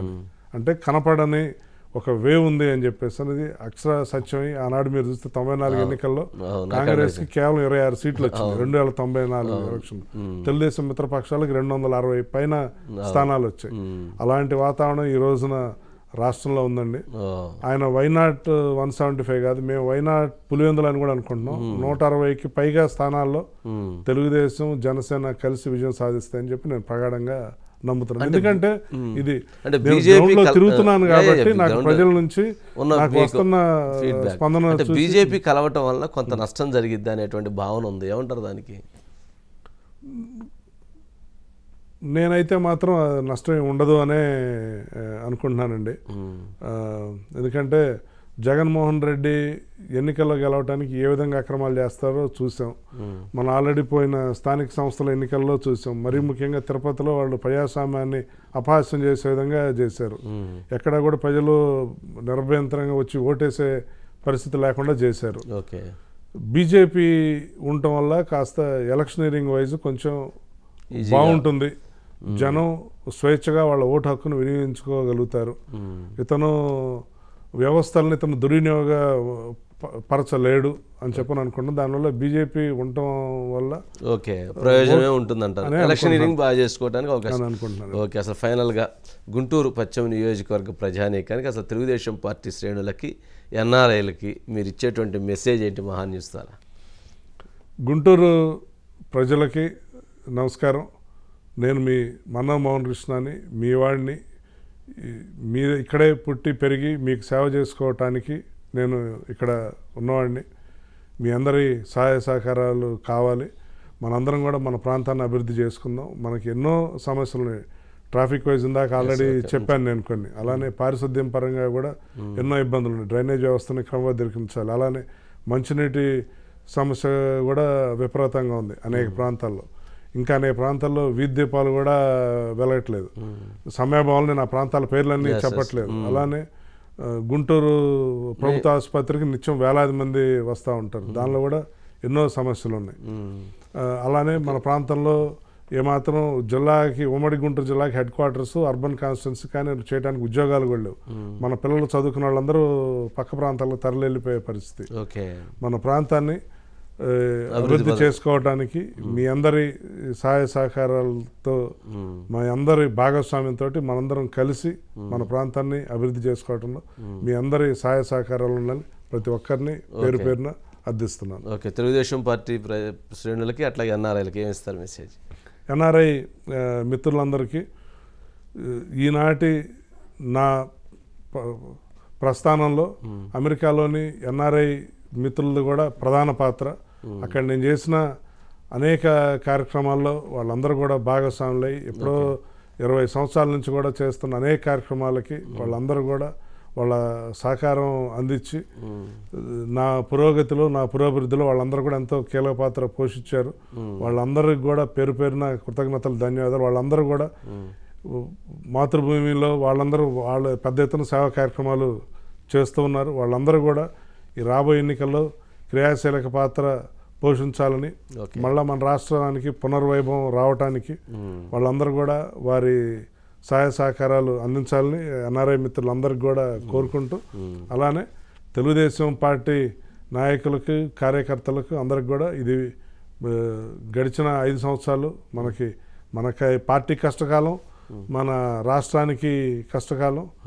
ఈ దుర్మార్గుడిని నరకాసురుడిని తరిమికొట్టడానికి ఈ ఓటు అనే ఆయుధంతో మనకి ఒక సువర్ణ అవకాశం రాబోతూ ఉంది. అందరూ కూడా ఒక కార్యోన్ముఖులై అందరూ కూడా మళ్ళా నారా చంద్రబాబు నాయుడు గారిని రాష్ట్రానికి ముఖ్యమంత్రి చేయడం కోసం ప్రతి ఒక్కళ్ళం కూడా మనందరం చేయగలిపి శ్రమించాలని, ఈ రాష్ట్రానికి ఒక పునర్వైభవం రావాలని, రామరాజ్యం రావాలని, చంద్రన్న పాలన రావాలని అందరూ కూడా దానికి ప్రతి తెలుగుదేశం శ్రేణులు శ్రమించాలని. చంద్రబాబు నాయుడు గారు చేపట్టిన అనేక కార్యక్రమాలని ముఖ్యమంత్రి రద్దు చేసిన సంగతి మనందరూ తెలిసిందే. చంద్రబాబు నాయుడు గారు పండుగలకి ప్రజలు ఆనందోత్సవాలతో జరుపుకోవాలని వాళ్ళకి నిత్యావసర సరుకుల కిట్ని చంద్రన్న కానుక పేరుతో అన్ని పండుగలకి ఇచ్చేవారు. జగన్మోహన్ రెడ్డి అధికారంలోకి వచ్చిన తర్వాత ఆ కార్యక్రమాన్ని రద్దు చేశాడు. చంద్రబాబు నాయుడు గారి స్ఫూర్తిగా నేను ఎన్నో సంవత్సరాలుగా నేను ప్రతి పండగకి గుంటూరు పశ్చిమ నియోజకవర్గంలో సంక్రాంతికి, రంజాన్కి, క్రిస్మస్కి, ఉగాదికి అన్ని పండుగలు కూడా చంద్రన్న కానుకలు పెద్ద ఎత్తున చేస్తూ ఉన్నాను. ఎన్నికలు దగ్గరకు వచ్చేటప్పటికి ఈ ప్రభుత్వం పోలీసులను అడ్డు పెట్టుకొని చాలా ఇబ్బందులు నన్ను పెట్టారు ఆ విషయంలో. దసరా చంద్రన్న కానుక కార్యక్రమం నేను పెద్ద ఎత్తున ఒక కార్యక్రమం ఒకటి పెట్టుకున్నాను. చేస్తే రేపు పొద్దున కార్యక్రమం అనగా నాకు రాత్రి 11 గంటలకి పోలీసులు ఫోన్ చేసి ఈ కార్యక్రమానికి అనుమతులు లేవు, మీరు చేయడానికి లేదు అన్నారు. అప్పటికే నేను ఆ కార్యక్రమం ఏర్పాట్లు చేసుకొని చాలా లక్షలు దానికి ఖర్చు పెట్టి అంతా చేసుకున్నాను. అంటే ఇక్కడ తొక్కిసలాట జరగచ్చు, ఇబ్బంది చాలా ఇదవుద్ది అని చెప్పేసి మాకు ఇంటెలిజెన్స్ నుంచి సమాచారం ఉంది, అందుకని మీరు చేయడానికి లేదు అని నేను వాళ్ళకి చెప్పాను. నేను మాకు సుశిక్షితులైన వాలంటీర్లు ఉన్నారు, పైన ఇప్పుడు ఈ కార్యక్రమం చేయడం ఫస్ట్ కాదు, ఎన్నోసార్లు చేశాను. బ్యారికేడ్లు ఉన్నాయి, మేము టోకెన్లు ఇచ్చాము, టోకెన్లు ఇచ్చిన వాళ్ళు మాత్రమే వచ్చి తీసుకుంటారు, ఏది జరగదని నేను హామీ ఇచ్చినా కానీ సమస్య లేదు అని చెప్పి వాళ్ళు ఒప్పుకోకుండా పొద్దున్నే ప్రజల కన్నా కూడా పొద్దున్న తెల్లవారుజామునే పోలీసులు వచ్చేసి ఆ ప్రాంతం మొత్తాన్ని దిగ్బంధం చేసి వచ్చిన వాళ్ళందరినీ చల్లాచెదురు చేసి నన్ను కూడా ఆ కార్యక్రమానికి రాకుండా అడ్డుకొని అరెస్ట్ చేయబోయి చాలా ఇబ్బంది పెట్టారు. అప్పుడు ప్రజలు కూడా విపరీతంగా వాళ్ళని పోలీసులు విమర్శించడం జరిగింది. పోలీస్ శాఖ అప్పుడు నాకు చెప్పింది ఏంటంటే, మీకు ఈసారికి ఇలా అయినా కానీ భవిష్యత్తులో మీకు సహకరిస్తామని చెప్పేసి నాకు వాగ్దానం చేశారు. అయినా కానీ వాళ్ళు క్రిస్మస్ కానుక కార్యక్రమం అప్పుడు కూడా అదే ప్రాబ్లం చేశారు. మొన్న సంక్రాంతి కానుక కార్యక్రమం అప్పుడు వీళ్ళు ఎలానే చేస్తారని నేను దాదాపు 10 రోజుల ముందే వాళ్ళకి ఈ ప్రాంతంలో చేయబోతున్నాను, ఈ గ్రౌండ్లో చేయబోతున్నాను అని నేను మొత్తం డీటెయిల్స్తో సహా పెడితే వాళ్ళకి ఎప్పటికప్పుడు పోలీసులు ఈ గ్రౌండ్ చాలా చిన్నదవుద్ది, మీరు ఇంకెక్కడ చూడండి, మా వాళ్ళంతా మళ్ళీ ఇతికి ఇంకో ప్లేస్ తీస్తే ఇది చాలదు అని. ఇక నాకు అర్థమైంది, వీళ్ళు నన్ను ఎంతసేపు నన్ను వేధించడం, నన్ను ఇబ్బంది పెట్టడమే వీళ్ళ లక్ష్యం, వీళ్ళు నన్ను చేయనివ్వరు అని చెప్పేసి అని నాకు నేనే ఇక గుంటూరు పశ్చిమ ఒక పబ్లిక్ ప్లేస్లో చేయటం కాకుండా ఇంటింటికి మేమే వెళ్ళి దాదాపు 10,000 మందికి ఇంటింటికి వెళ్ళి చంద్రన్న కానుకని చేసాం వినూత్నంగా. ప్రజలందరూ కూడా, ఎందుకంటే మనం ఏ మార్గంలో చేసినా అంతిమంగా ప్రజలకు చేరువాలి కాబట్టి చేశారు సక్సెస్ఫుల్ గా. పోలీసుల వలయాన్ని అధిగమించి మీరు మీ వ్యూహంలో మీరు వెళ్ళిపోయారు. Thank you Mohan Krishna garu, thank you so much. Mohan Krishna గారు చాలా స్పష్టంగా తెలియజేస్తున్నారు, చంద్రబాబు నాయుడు గారి అవసరం గతంలో కంటే కూడా ఇప్పుడు చాలా ఎక్కువైంది.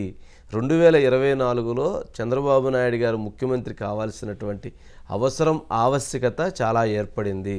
ఏదైతే ఈ 5 సంవత్సరాల జగన్మోహన్ రెడ్డి గారి పరిపాలనలో ఆంధ్రప్రదేశ్ రాష్ట్రంలో జరిగినటువంటి పరిణామాలు, ఏర్పడినటువంటి సంక్షోభం, ఏర్పడినటువంటి సంఘటనలు చూసుకుంటే రాష్ట్రం తీవ్ర అన్యాయానికి గురైంది కావున, నష్టపోయింది కావున ఇప్పుడు చంద్రబాబు నాయుడు గారి అవసరం గతం కంటే ఎక్కువగా ఉందనేటువంటి అభిప్రాయం. అదేవిధంగా ఎన్ఆర్ఐలు కావచ్చు, తెలుగుదేశం పార్టీ శ్రేణులు కావచ్చు, అందరూ కూడా ఎక్కడైతే రాష్ట్రాన్ని కాపాడుకోవటానికి, రాష్ట్రాన్ని అభివృద్ధి పదంలో తీసుకెళ్ళటానికి అందరూ కూడా కలిసి రావాలి, కలిసికట్టుగా పనిచేయాల్సినటువంటి అవసరం ఉందని తెలియజేస్తున్నారు. గుంటూరు పశ్చిమ నియోజకవర్గాన్ని టికెట్ని ఆశిస్తున్నాను. 2019 సంవత్సరంలో ఆ రోజు చంద్రబాబు నాయుడు గారి ఆదేశానుసారం, వారి ఆలోచనల అనుసారం ఆ రోజు వేరే వ్యక్తికి అప్పచెప్పారు. ఇప్పుడు కష్టపడేటువంటి వ్యక్తిని, లోకల్గా ఉన్నటువంటి వ్యక్తిని, సుదీర్ఘకాలంగా రాజకీయాల్లో తెలుగుదేశం పార్టీతో అనుబంధంతో ప్రయాణం చేస్తున్నటువంటి వ్యక్తిగా తనకే అవకాశం కల్పించాలి, ఆ ప్రాంతాన్ని అభివృద్ధి చేసుకుంటాను, పార్టీకి వేరే విధేయుడిగా ఉంటూ ముందుకు వెళతాను అనేటువంటి అభిప్రాయాలని మోహన్ కృష్ణ గారు తెలియజేస్తున్నారు. ఇది ఈ వారం the leader with Vamsi. Thank you Mohan Krishna garu. Thank you.